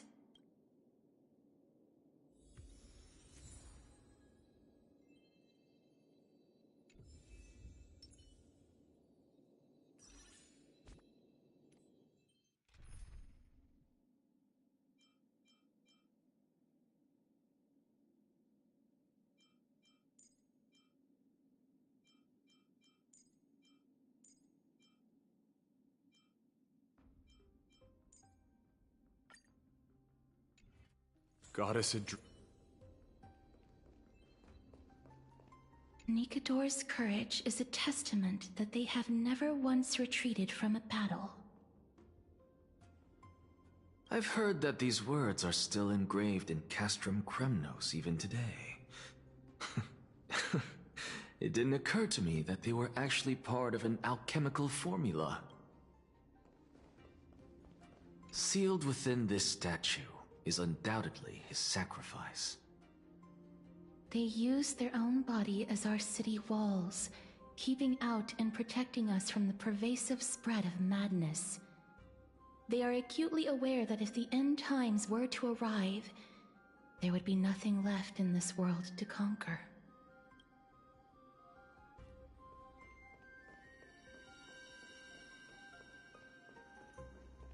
Lord Nias's honor is sealed here. Incredible. The honor in this child's soul is so light. I believe that his tenacity is sealed within this statue. Before we fought Nikador, we also released it from the stone statue. Honor, courage, tenacity, sacrifice. And finally, the only thing that remains is reason. Cheer up, young lady. There is no need to shed tears over a glorious death. All farewells in this world are sorrowful, Lord Nias. No, young lady. As a warrior, I have witnessed too many bitter deaths. But now, all I feel is peace. I did not know until this moment that mortals could live their lives in such a way. Although only a sliver of your soul remains, you remain so optimistic. Or maybe the truth is that you aren't able to feel sorrow anymore. To be honest, I don't know either. But I am certain of one thing. This is not an acceptance of death nor apathy toward it. It's not even a feeling of despair. I am just enjoying what remains of my life to the fullest. Enjoying? Indeed. Along this journey that we've taken together, not only have I changed the world, I myself have also changed in the process. And now I have reached the journey's end. When I look back and see the grand epic that I've personally written, how could I not revel in that fact? But when you depart the mortal realm, won't all of your accomplishments be reduced to nothing? Separation and death are two sides of the same coin. Reconciling this doesn't come easily for a mortal. Finally, let me recount to you a story of mine, young lady. The first time I returned from the battlefield, I felt extremely hollow. The calamity had devoured everybody on the battlefield but me. When I returned to the city alone, the citizens held a banquet for me that was far from pleasant.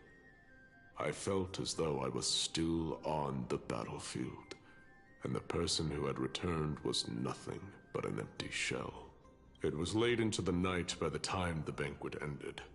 My head still reeling, I returned alone to the barracks. On the way back, I encountered someone.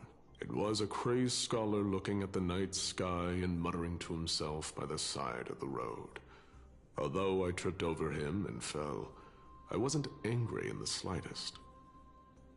And maybe because I saw myself in him, I inexplicably asked him a question. Do you think that it'd be better if we just died on the roadside like a couple of stray dogs? To my surprise, he shrugged his shoulders and sighed. How does someone who is currently experiencing death, dying and living, afford the same amount of bliss? Now please go away and don't block my starlight. Are you trying to say that there is no difference between living and dying? For they are both journeys that lead toward death?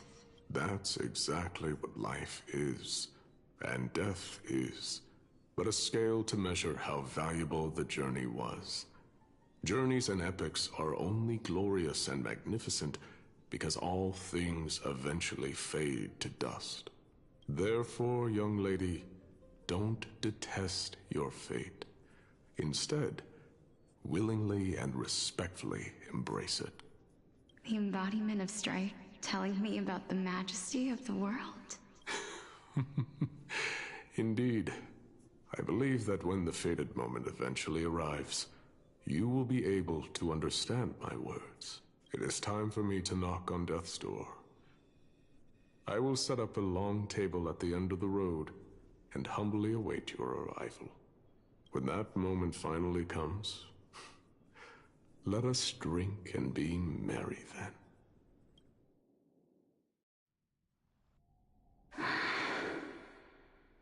I knew this day would eventually come.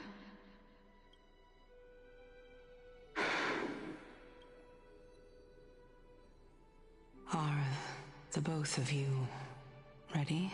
Mm-hmm. Polixia, I'm here. What? This... This is quite interesting indeed. Is this... Polixia's sister? Is it... me? Now, it's time for us to fulfill our promises. Are you afraid? What are you afraid of? That I won't be able to do it. You shall wither, and through that, the dead will sprout again from the remains, and be reborn with the dead flame. As foretold in the prophecy, and according to our vows, once it all ends, we must face our fated moment head-on. Even if it was prophesized, do we have no say in the matter? It's so unfair. Why are we the only ones who are forced into mutual destruction? Let me do it, sister. Let me be death's sacrifice. I was never long for this world anyway. But you're different. I was the one who wasted your life after all. You're wrong, Polixia. I don't think that my life was wasted. Just the opposite. When I finally arrived at this destination and looked back at the journey I took, I discovered that flowers had long since bloomed along the path I walked. It was you who sowed the seeds for this sea of flowers, one that is more beautiful than the promised land at the end of the world. Besides, I have lived a fulfilling life. Even though I was fated for sacrifice, none of the things that I've experienced will dissipate. Instead, they'll forever live on as memories inside your head. Will they not? How could my memories of you ever compare to the actual you? Well then, tell me, what exactly are we?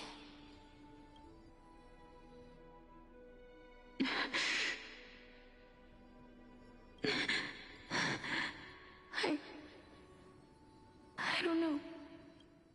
I don't know either.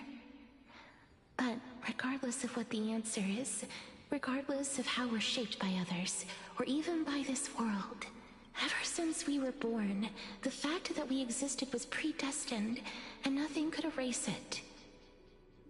This is why I will always, always be by your side. We're twins, after all.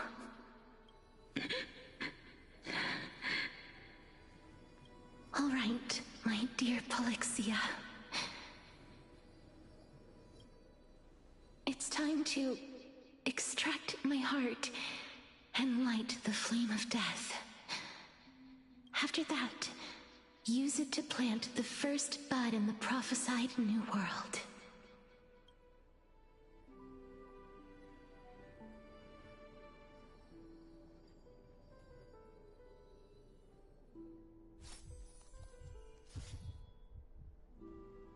If I imparted my knowledge of the art of alchemy to you, would you use it to resurrect someone you loved? Death is inevitable. In the days to come, I am certain that someone whom I cherish deeply will leave me for good.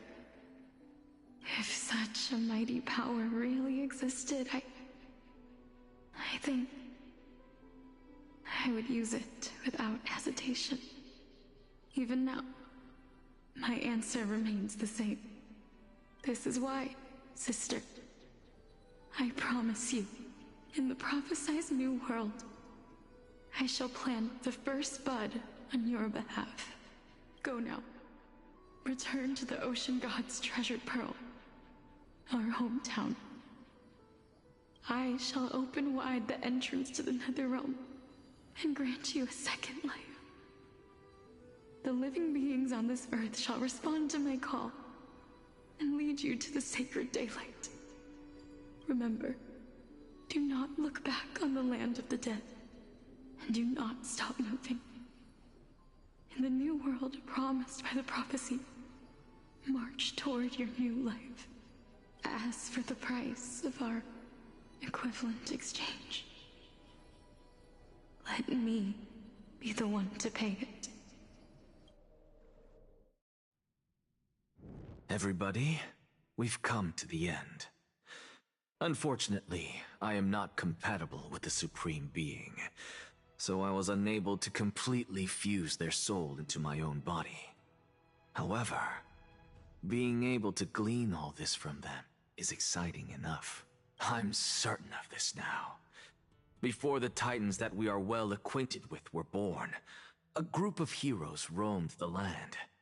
These heroes followed a prophecy and took possession of divine authorities one by one, until they eventually became the pantheon of the new world. Just like the flame chase journey of today, Amphorius's history is cyclical in nature.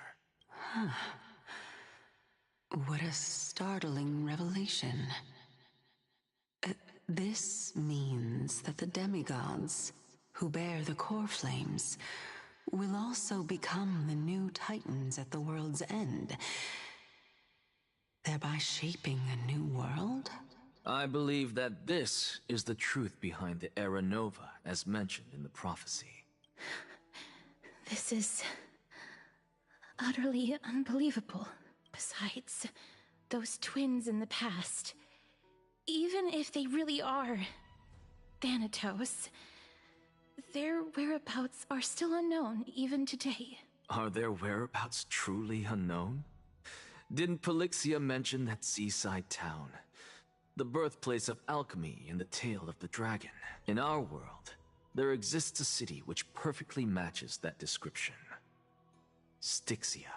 But the people there worship Vagusa and bear no relation to Thanatos.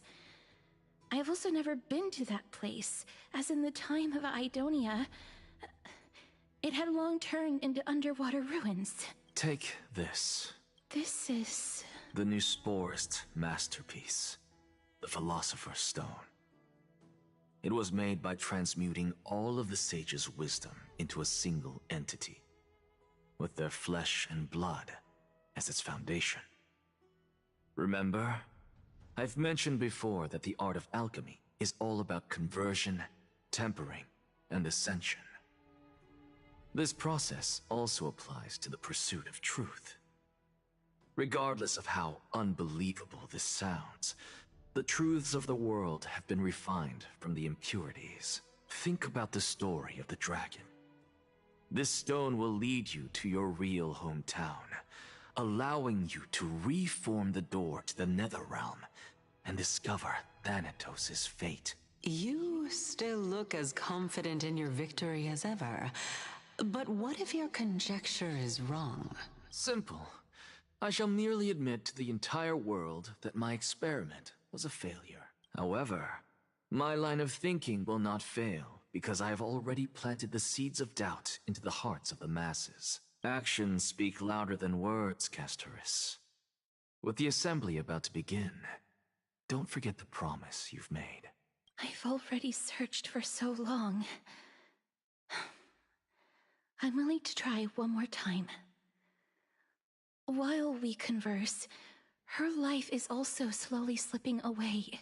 But before I leave, I have another question. What exactly did we witness just now? That was the world imprinted in Kefali's soul. If we are to prove its existence, you must take the final step. Go. Do not disappoint me. I understand. Hey, child of humanity. Don't get antsy. I still remember the question you posed to me. As a scholar, I do not wish to offer up ambiguous conclusions. Let's discuss this topic again when she manages to find the evidence. I merely wanted to ask, was that stone transmuted from your heart? If so, rebirth is no longer an option for you. Why not? When I was a child, I lost someone dear to me. When I was a teenager, I lost my faith. A while back, although you saved my life, I also lost my soul in the process. Now I'm merely forsaking my body. What's the big deal? Why are you always finding ways to die? Isn't it good to be alive? This is but a necessary sacrifice on my path to transform into the purest of them all. Can someone who's dead even claim to be the purest of them all? Furthermore, if your hypothesis is proven correct, does it not just confirm that the myths are true, and thereby invalidate all your theories? No, it's just the opposite. If my hypothesis is correct, it means that I can actually ascend to godhood and reshape this absurd world that you all have created.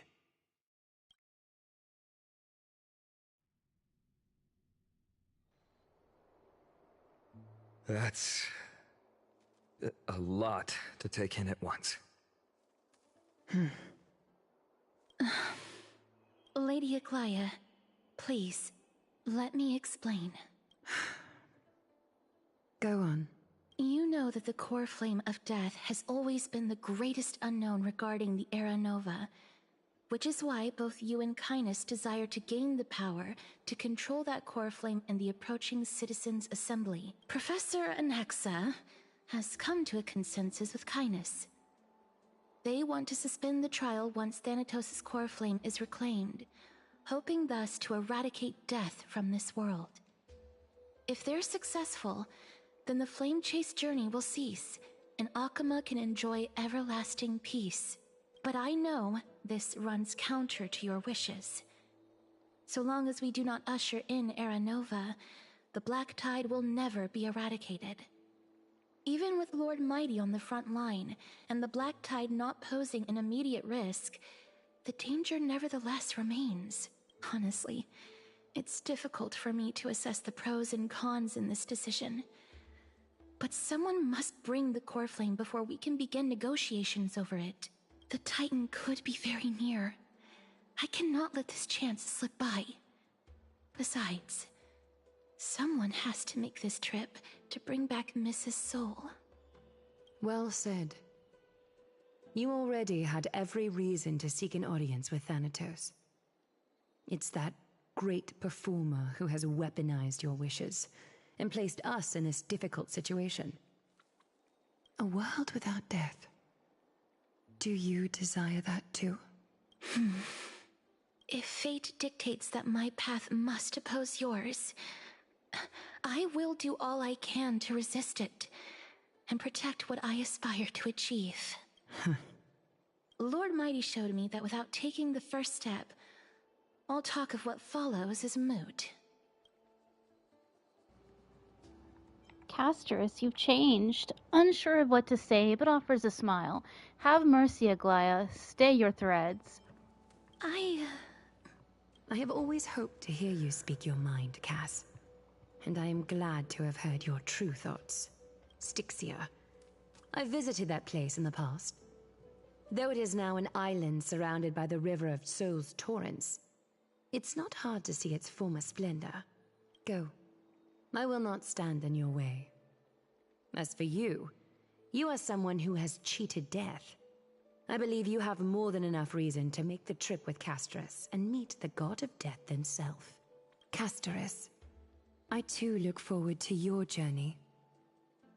I wonder what kinds of new interpretations your completed story will bring to the Flame Chase journey. Thank you, Lady Aklaya. I hate to put a damper on this heartwarming moment, but if Styxia is now an island surrounded by the River of Souls torrents, then how do we find a way in? Lady Trebe is probably... The answer is quite simple. In the myths, Zagreus once made the domain of the dead their treasure vault. That is to say, they could enter and leave the nether realm as they pleased. And if they could do that, then it follows that the demigod who inherited their divinity must be capable of the same. I'll see you at Memorial Palace at Action Hour tomorrow. Cypher shall be your guide to finding that ancient city. The tumultuous day finally comes to an end. Everyone disperses, each lost in their own thoughts. Nameless recollection. The servant tells of the mysteries within the myths, and the scholar seeks to answer a forbidden puzzle. The truths learnt during your travels. Head to the book and write it down. Downhung isn't back yet, huh? I shall uphold the principles of knighthood, to champion beauty and courage.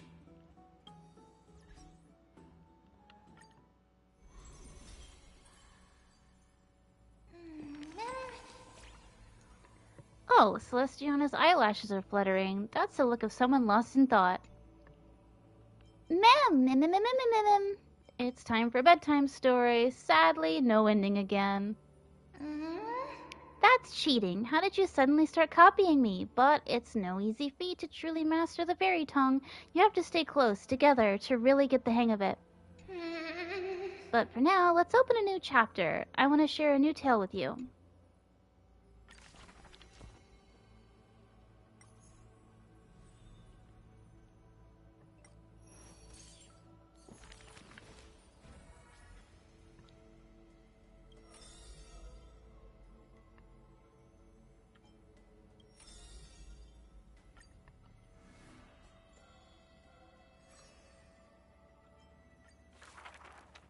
Born with an evil curse. Her hand dips into lethal cinnabar and white lead to personally decorate the faces of the dead. Her skills are said to bestow beauty on anyone, even transforming their appearance completely. Many skills were born out of her seclusion, but it painted her dwelling in a gloomy vision. Only a select few have set foot in this mansion, and the thief and the weaver were two such lucky persons. The girl converses with all items in the house, with specimens, tea sets, and even pillows in profusion, as if she can hear the responses of these non-living things. I have always lived in isolation. Out of courtesy, this is how I practice my words and actions. 'Tis hard to believe her explanation. Her face when talking shows such a gentle disposition that unless she is telling fabrications, she must regard her partners as mere children. Thus, people pass these rumors down. Within the area of her encirclement, all things became frozen, escaping time's increments. It is an exaggeration, that is certain. People only found an ancient lion's head in battle's ruined armaments. Those words are true. The head itself was nearly dead. Though they won in fierce battle, the warriors were powerless to turn the tide. It was the embrace where death dwelled that gave early release from their pain. This is how death escapes time. She keeps every final embrace hidden in her immortal heart. Out of her numerous works, butterflies and flowers often stand out stark. Ignite them, and you can almost hear the Maker's remark. Even in death's silence, her sound can still be heard. It is a gift greatly treasured by the maiden.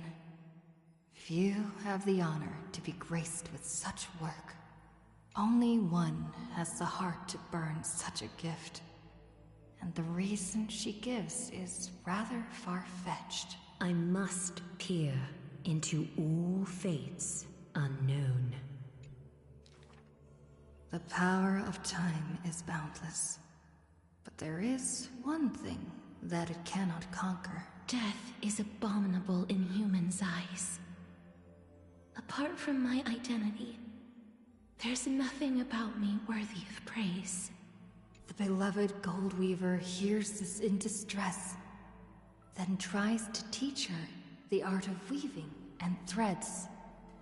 It has been said that the maiden has works that the holy city possesses. But this is the judgment the Goldweaver expresses. Ah, well, none can know all things, nor be skilled in all crafts. Her works are too early for the living to comprehend.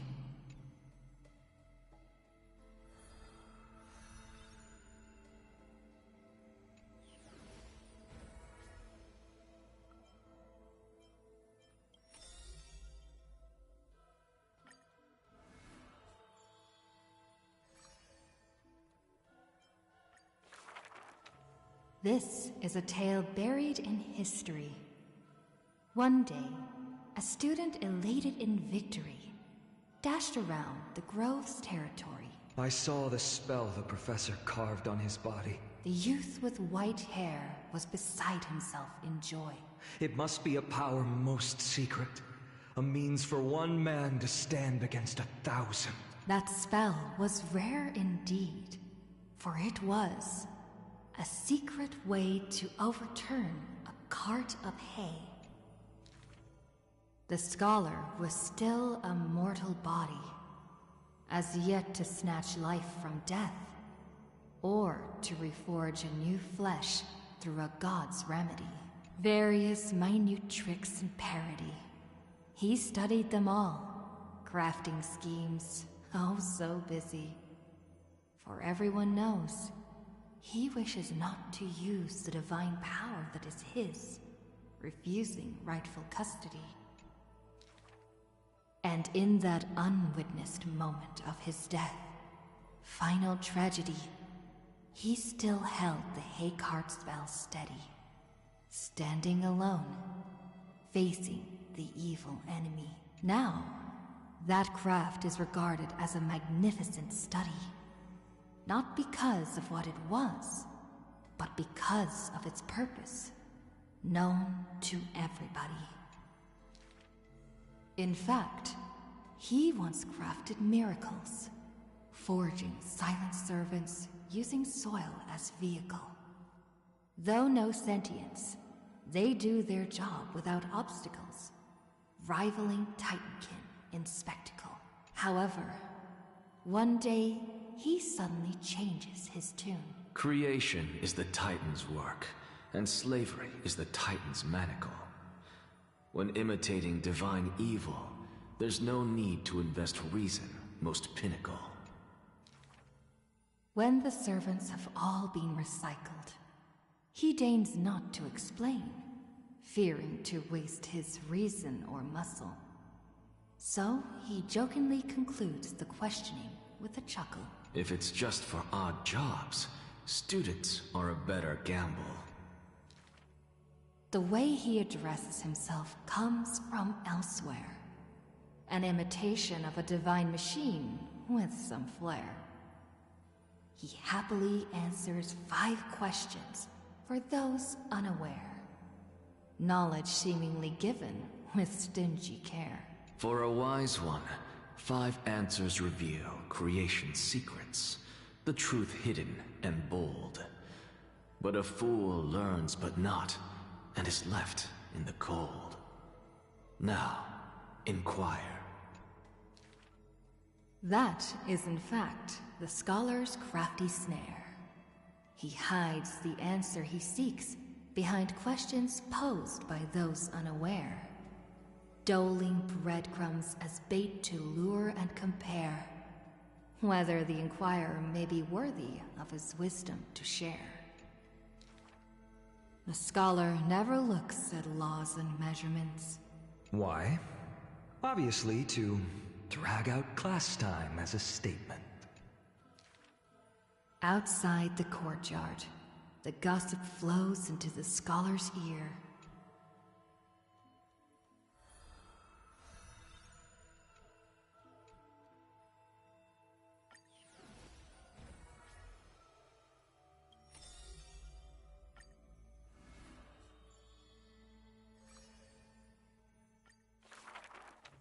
On the leaves, the rustling wind plays a melody as the girl looks over this courtyard petite and exhales, gently dispersing the palm-held blessings.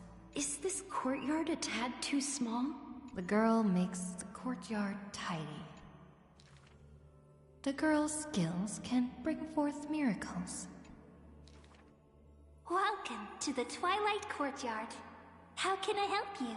The girl watches the patient leave, and her heart swells in sorrow. The redhead child takes the girl's hands, multicolored paper bags, crystal clear glass, and when some fireflies wander in, the patient returns here and opens their eyes wide. Multicolored dreams on the rooftop now reside, and the lawns contain the sweet whispers of sunlight.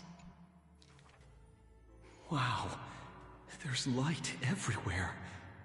What a warm place. The news is soon spread by the grove. People say there was once a star called the sun in the sky. But now that star is no longer there. Like the blizzards in the month of mourning, doth calamity fall when the girl, far from home, hears of such grave news.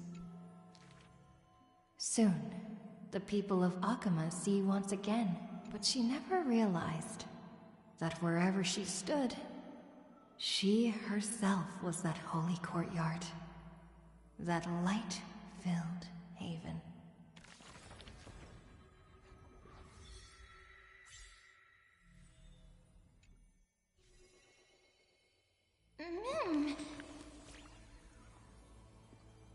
Everyone's stories are so deep. I can't keep up. Does Celestiana understand them? What is a god exactly? Omnipotent, omniscient, always peeking at others. Someone like me. Whoa, I guess you could say that. So Celestiana, how about you become my god? Please protect me, okay? But still, I don't quite get it, so let me ask it another way. There must be a difference between gods and us, right? Otherwise, why would anyone ever want to become a god? To avoid being controlled, to escape the pain. You've stumped me there. I would say to avoid being controlled. Controlled? Could it be that we're already...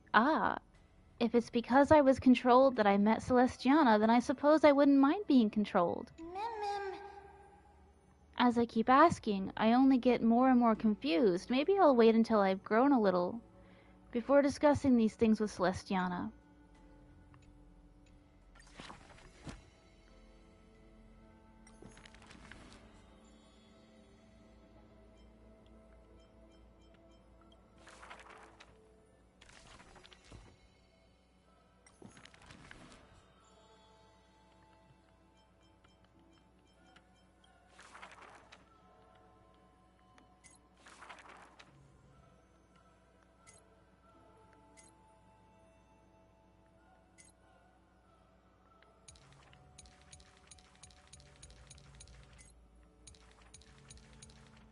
Soon, the people of Akama see once again, The girl collecting more pieces and tokens, wanting to rebuild that pure haven.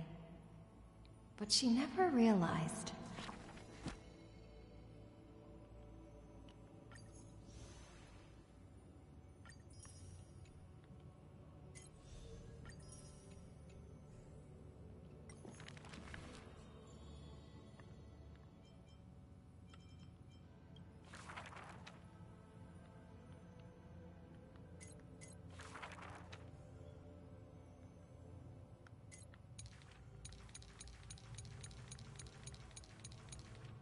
Soon, the people, but she never...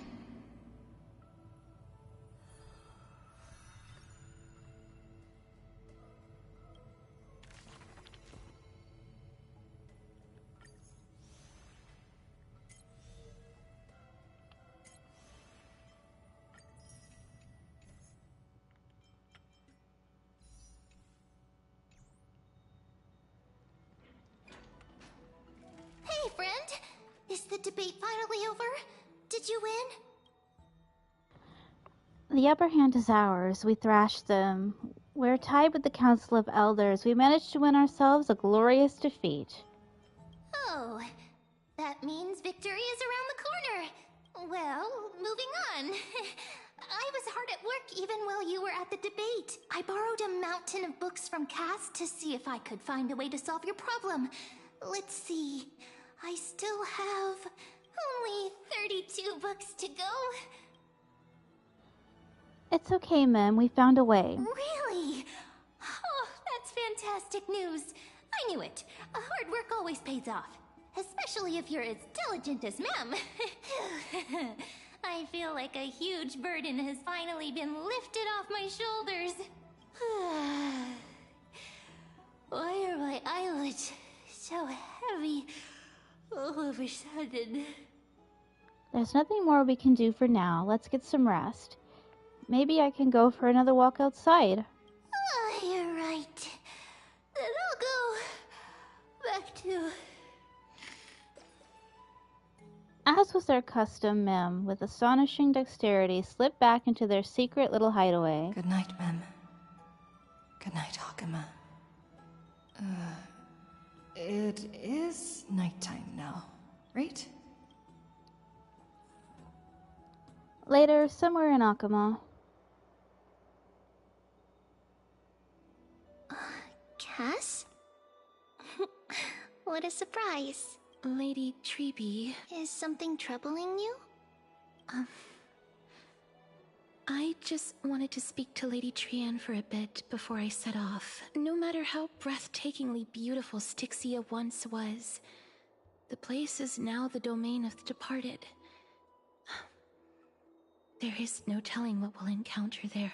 I don't want to have any regrets. Has anyone told you that your eyes are sparkling today? Is that a figure of speech? In the past, when you did smile once in a while, all of us could see that your heart remained troubled even as you smiled. Lady Treeby, you know perfectly well that see you tomorrow is nothing but a white lie. I hope your toughness is not a mask hiding a lonely heart. Cass, you hardly ever talked of your past. None of us knows what you went through, apart from Maggie. But we know it must have been filled with pain and hardships, as it is the fate every Chrysosaur is destined to live out. We are just happy for you that the core flame you're meant to inherit has finally surfaced. Isn't it a little too soon to say that? But you already know where tomorrow is, don't you? There's no need to rely on anyone else.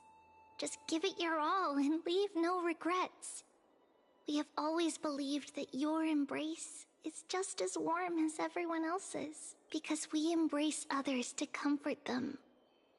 And Cass, you're the kindest Chrysosaur we know.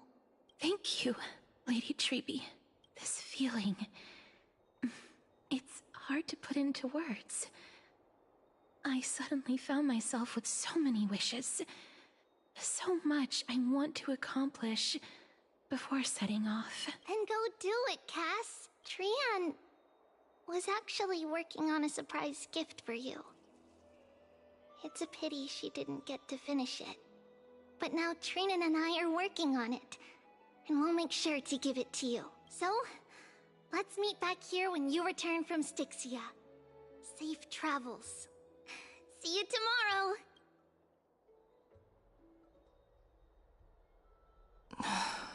I can't sleep. Who could it be?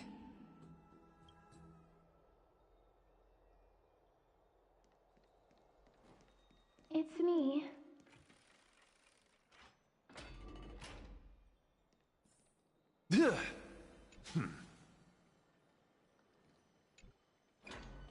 I hope I didn't wake you.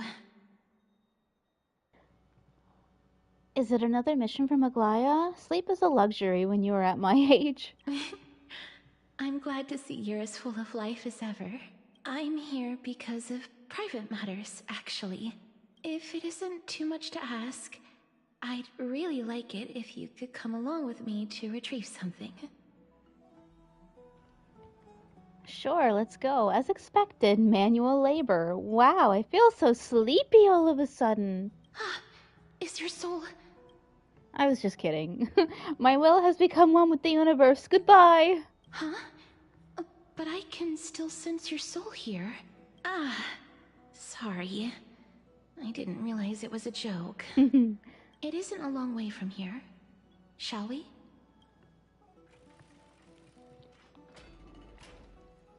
I'd love to go in and take a look. Huh. Have you heard? Seems like...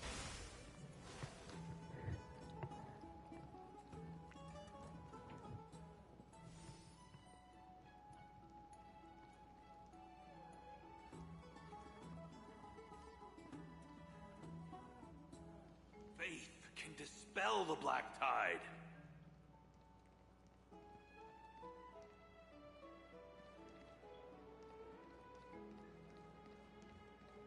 The streets are packed. It seems the vote to pause the flame chase journey has begun. I want to vote! Tell me how I can vote! Take your ceramic shard engraved with the Kefali rune, select the Council of Elders in your heart, and pray silently until the shard registers your choice. Then toss it into the Dolium. The Council of Elders? More like the Council of Buffoons! The Black Tide took my hometown long ago! Who are they kidding with bringing back Eracrysia? It's all a sham to create their own Eracrysia in Akama! The Titans are just. So long as we do not overstep our bounds again, we will not incur divine wrath. Oh, please. The time when these deranged Titans should have vacated their spot to the demigods is long overdue. You'll see soon enough, you old fogey. And I pray that Talanton smacks some sense into you with their scales. We shall see how this turns out. That was... quite a spectacle. Just another peaceful day in Akuma. Yeah, watching people squabble is kind of fun. You're interested in that? Well, you'll feel right at home in Akuma then. To this day, I still find it almost unreal that Akuma is the only place illuminated by light amidst the crumbling ruins of Amphorius. And its people are even holding votes to reconcile differing opinions. This peaceful sight is making me forget that this is the end times. This is what the Flame Chase journey is all about. Shouldn't you have gotten used to it by now? You look very confused. Before coming here, I had lived for many years in Idonia, a city of rime and frost. The people there were devotees of Thanatos, and were well known for their unique burial rites and traditions. Traditions that I played a major role in. Because of the curse on you. Yes. You now know me as the Mortician of Akama. But back in those days, I was Idonia's maiden of war. I was trudging across the frosty plains on my own when the Idonians found me.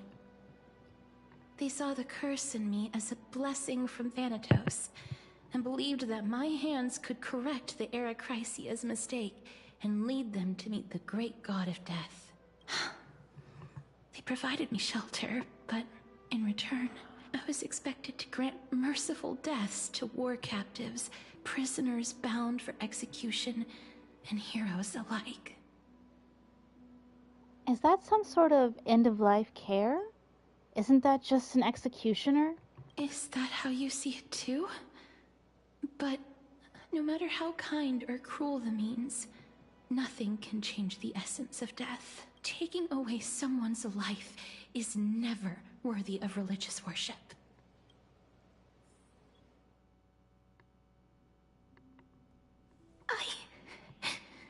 I can't do it. Their voices, they pierce my ears. The pleading. The thanks. Ah, I know that feeling, child. I was once as lost as you are now.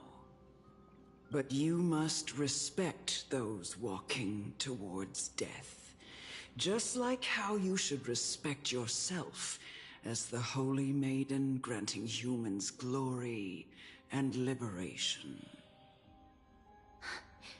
What you're asking me to do is no better than the task of an executioner, and yet you want me to respect myself. No matter the titles, I am still taking away human lives. This won't be the first time that Edonia's fanatical nether warriors have faced death. On the contrary, recruits new to the battlefield often run away from their first fight. Death is the mightiest and gravest power in this world. The fact that you can wield it means you are deserving of respect. That's such a twisted reason. Then let me tell you a story. In Idonia, the great swords commonly used by executioners are called Draconian, in memory of Drakon, an elderly executioner. The sword has 3 air holes along its body. If the sword is swung down swiftly and accurately, the holes would make no sound, and the executed would also depart this world quickly and painlessly. But should the executioner have any hesitation, the holes would produce a piercing whistle. On that cue, the screams of the executed are sure to follow. Every executioner after Drakon is to hone their sword skills every day in preparation of future executions. Every swing of their blade must be more resolute than the last, for failing to do so will bring pain. Pain for the dying, as well as pain for themselves. No. I can never get used to this. You misunderstand, child. I am not telling you to get used to it. I'm asking you to consider the source of the dead's suffering, and use that knowledge to fortify your future touches with more and more determination. Go, walk with the dead, and love them as you love life. Then you'll no longer hear those noises. Please, don't kill me. I don't want to die. A gentle touch. No, I can't do it. This is your duty. Remember, consider the source of the dead's suffering, then give them the respect they deserve. Thank you. I beg you, don't listen to her. I can't. If you cannot learn to accept death, then Idonia has no place for you. This is your last chance. Do it. No! Please! I don't want to die! Please! I'm begging you! No!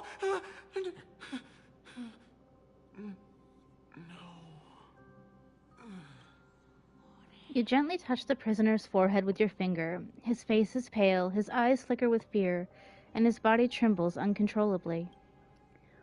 Is it because of fear, anger, and hatred, or is your so-called merciful touch of death simply a lie? The dark purple mottles spread like petals across the death row inmate's face, then seemed to be submerged by spring water, flooding his body. His trembling ceased, and the cries that had once begged for mercy slowly turned into a sigh-like whimper. Quickly, everything falls into a dead silence, turning into pitch-black dew that scatters with the wind. You hear your own heartbeat drown out the sound of heavy breathing. May you gain some insights through his sacrifice. Is this all? No. Come with me. Oh, I don't like her. She's kind of evil. This is just the beginning of your life as the Maiden of War. You executioner!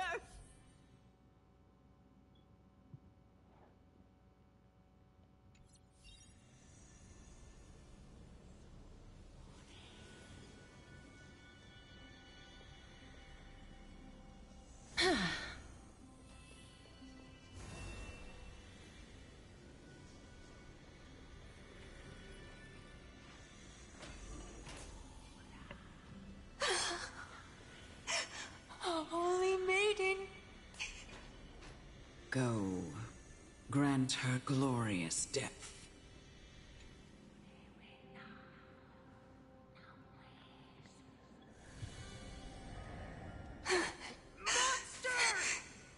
Thank you.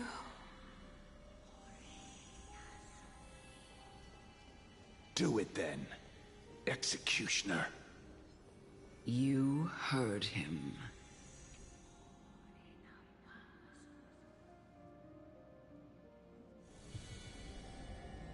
I curse you to live in eternal pain.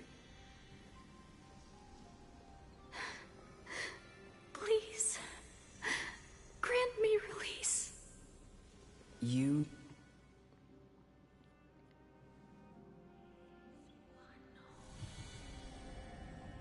When will this ever end?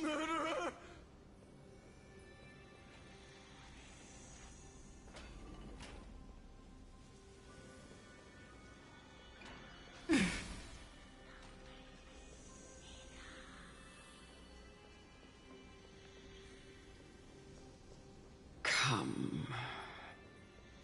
Fulfill your duty.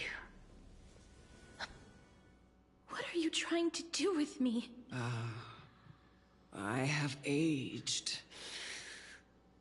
The time has come for me to heed the summons of Thanatos and journey to their domain, the final resting place of every Idonian. You're not that old yet. You still have many years ahead of you. No. I'm already dead. For I have come to fear my declining health and impending death. Ah, Castoris. Will you give me one last chance to charge towards fear and prove that I am no coward? I can't take this anymore! Child, it was I who brought you here from the frosty plains and set your farcical fate in motion. It was also I, Chief Executioner of Idonia, who forced the heavy duty of executing others onto you. I've always known that you have doubts and even anger about my faith. And about me. I never had a choice. Indeed. We essentially abducted you. Yet you can end any sinful life with just a touch of your fingers. Shouldn't it be easy for you to escape from here? I'll never do that. It doesn't matter how lightly the Idonians take death, or how readily they accept it. I simply can't do it. I knew I was right about you. What do you mean? I've taught you and cared for you as my own daughter all this time because of this blessing that's been with you since your birth. I know no one else in the world would understand the weight of life and death more than you do. In the eyes of an Idonian, death is the end of all life. A destination we will all eventually reach. Humans should not resist it, but learn how to face it. You can only live your life to the fullest after understanding this principle. And when you do, even if you eventually leave Idonia's protection, even if you must carry the curse forever, you can live with your head held high, like everyone else. No! How can I? Come now. It's time. I've already taught you all that I know. Show me that you are a fitting holy maiden. Or at least, that you possess the resolve to become one. Come now. It's time. I've already taught you all that I know. Show me that you are a fitting holy maiden. Or at least, that you possess the resolve to become one.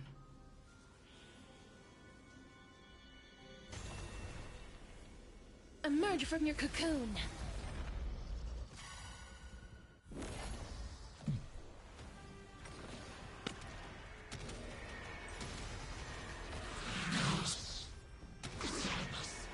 May death protect us! Wilt hear. Wretched and fleeting! Bring it on! Those with a loaded gun, and those who dig their own grave. It's on me. As you wish. No dirty tricks, all right? A test. I will protect all beauty!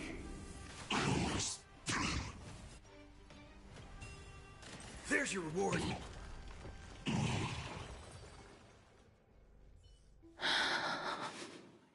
This was the last time I followed her command. I gently touched the elderly woman before me. The executioner, who had seen too much death, died the same way as everyone else. I gasped for air, a wistful look in her eyes, and a barely perceptible tremor in her fingertips. Elder Amunet, the person who tried to teach me about death, ultimately vanished like dew in the morning mist. She spent her life embodying the beliefs of the Idonians, and when death finally came, she embraced it exactly as their doctrine had taught. I have nothing but respect for her. I erected a cenotaph in her honor in the marshes outside Idonia's city walls with the others I had laid to rest. Then, I set out once more in search of Thanatos. It was a long, long journey. I heard so many discussions about death along the way. Life finds meaning in death. The world improves because there is an end. It seems the most terrible darkness in this world. Everyone talks about its heavy weight. Some resist it, some worship it, and some even revere it. How did a disappeared titan become the deepest fear of humankind? And why do they haunt my dreams? I continued my travels to seek an answer. Initially, I was running away. Then, I started searching for it. And now, at the end, I just want to know if my touch, if my embrace, can do more than taking things away. Can I make anything? Can I leave anything behind? I don't want to die. Please, I'm begging you, just let me go. I don't want to die, please. I don't want mercy like this. Just let me go. I need him. I don't...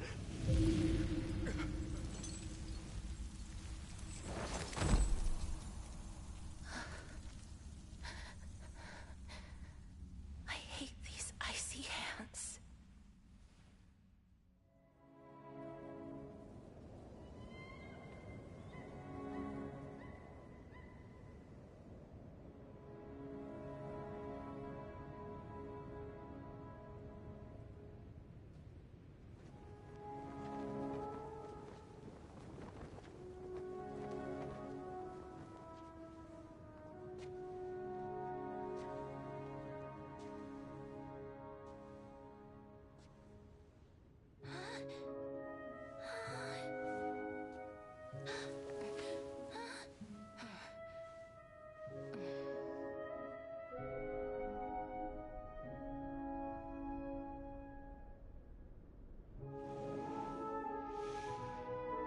Get it over with.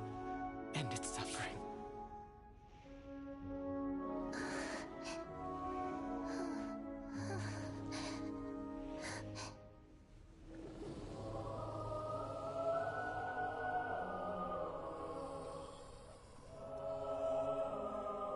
The Reaper has blessed your hands. Only you can grant them peace.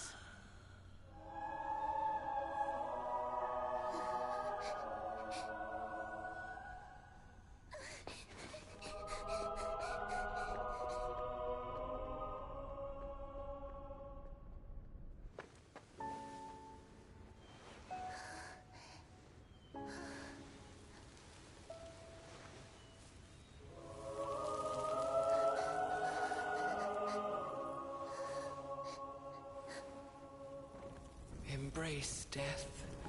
Walk alongside it.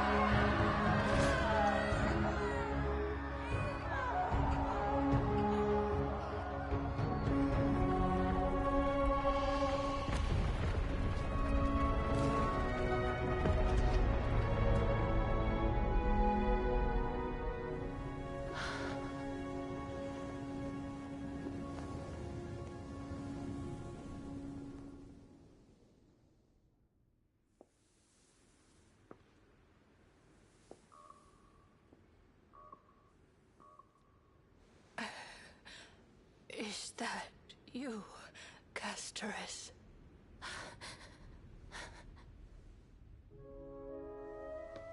All of them have gone, heeding death's summon, crossing into their domain. I must go too. I don't fear it, just I have some regrets.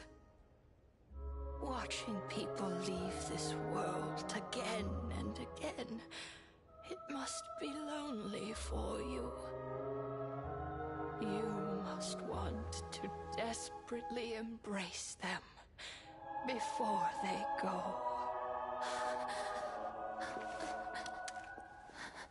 I can't. These hands, they're too cold.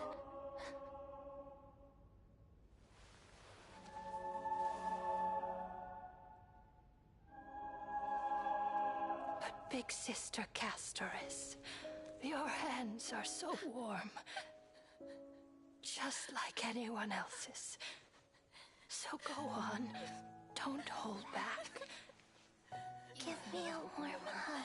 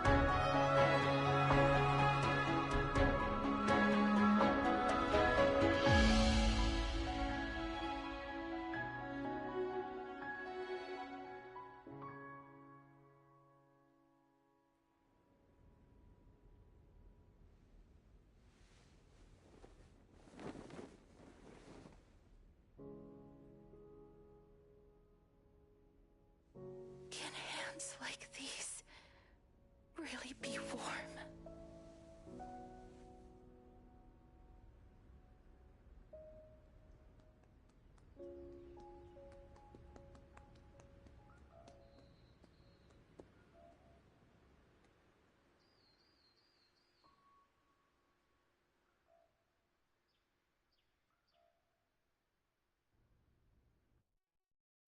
On the day that Oryx's trial ended, you must have had many questions. I felt just as confused. Why, as someone from beyond the sky, were you so cruelly dragged into Amphorius's fate? I wished I could take action, but no matter how hard I try, I cannot simply interact with the living as ordinary people do, even when we brushed against each other unintentionally in the grove. And it was obvious that nothing had happened. When an almost unattainable hope finally welled up in my heart, when I thought that perhaps my touch would no longer bring sorrow, fate declared to me, it wasn't that the curse of death had finally been lifted, but that your soul no longer belonged to this world. And there was nothing left for my hands to take. Nothing. And did I really think this time would be any different? It's not that I don't understand this reality, just that I'm unwilling to accept it. Having walked such a long road, I am still unable to find the answer to life and death. I am resigned to eternal despair. Anything I wish to hold on to, death will inevitably wrest from my grasp. From that moment on, I lacked the courage to confirm it again. Until Oryx laid bare the cruel truth before us.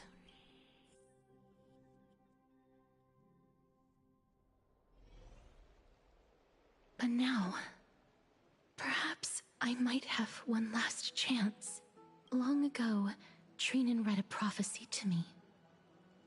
At the end of the Sea of Flowers, the souls of the living shall warm thy fingertips, and after an embrace, there shall be eternal separation.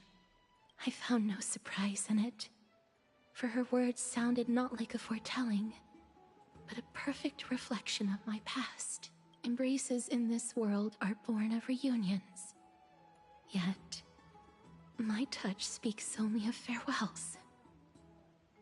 In that moment, I had no doubt that this destiny would weave itself through the entirety of my life. And yet, things have taken a turn for the better. Now that I can finally have an audience with Thanatos, perhaps I can rewrite the meaning of that fated prophecy. I have no reason not to give it my all, for your sake, and for my own. Thank you for telling me your thoughts. Should I pretend I didn't hear any of that? With that, I won't have any regrets. Castris talks to you about the gifts she gave to the other Christless heirs, and before you know it, she arrives at your gift. Let's put that aside for the moment. We've arrived. I want to retrieve a small gift I specially prepared for you. I made it myself, like the trinket I gave Lady Trianne. I want to leave something for everyone, if possible. The journey to seek an audience with the Death Titan cannot be an easy one. I want to make full use of every moment I have before we depart, so that I don't have any regrets. Is it a brooch with my face on it? That sounds kind of ominous. Then perhaps you can have a look at it first. You don't have to take it if you don't like it. Girl, you had me crying like 2 minutes ago. Hush. Look, it's right there. I'll take anything you've got. Huh? Where did it go? What's going on? Looks like someone left something behind. I hope the gift wasn't expensive. Did you get into trouble with some phantom thieves? This is the coin of Zagreus and a slate. So it's her. Who? Holy moly, a kitty thief? No doubt about it. This is her favorite symbol. It's a lady's cipher, the demigod of Zagreus whom Lady Aglaia had spoken of. She's a master thief who's left legendary tales all over Amphorius. So many years have passed, yet she's still announcing herself in such a crass manner. Let's just do as the slate says and look for Lady Cipher. Letter from the Phantom Thief Cipher. Dear Princess Homebody, walking through the busy garden, I discovered the remarkable gifts crafted by Princess Homebody. They are truly splendid, and I am most impressed. I'm also taken with your charming presents prepared for fellow Christos heirs.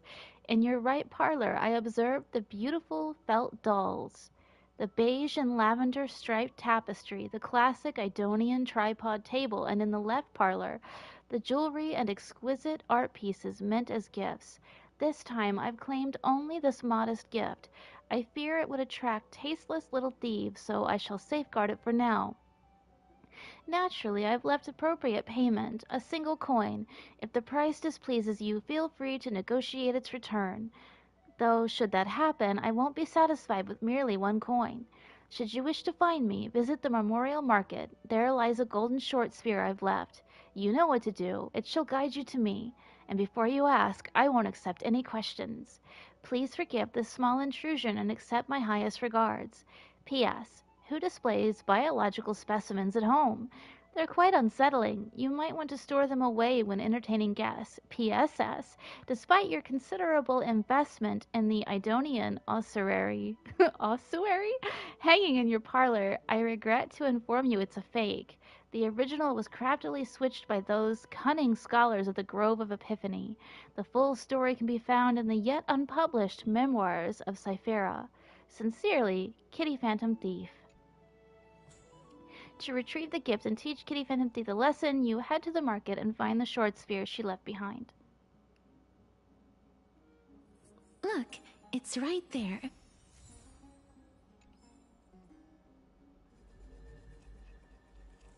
We must pursue her. Alright. I'm all satted out, so I'm gonna take a break. Because that was so hard to watch. I feel so bad for her. But yeah, I'll probably come back in a little while. Either this or Genshin. But yeah, I wasn't expecting to see an anime version of anything in this game either. That was really nice. Which makes me wonder, like, what happened to the Genshin anime? And are they gonna make an anime of this? I kind of hope they do. Like, I wouldn't mind seeing anime Boot Hill, and anime Argenti, and anime Aventurine, and anime Gallagher. Alright, I'll be back later. Bye!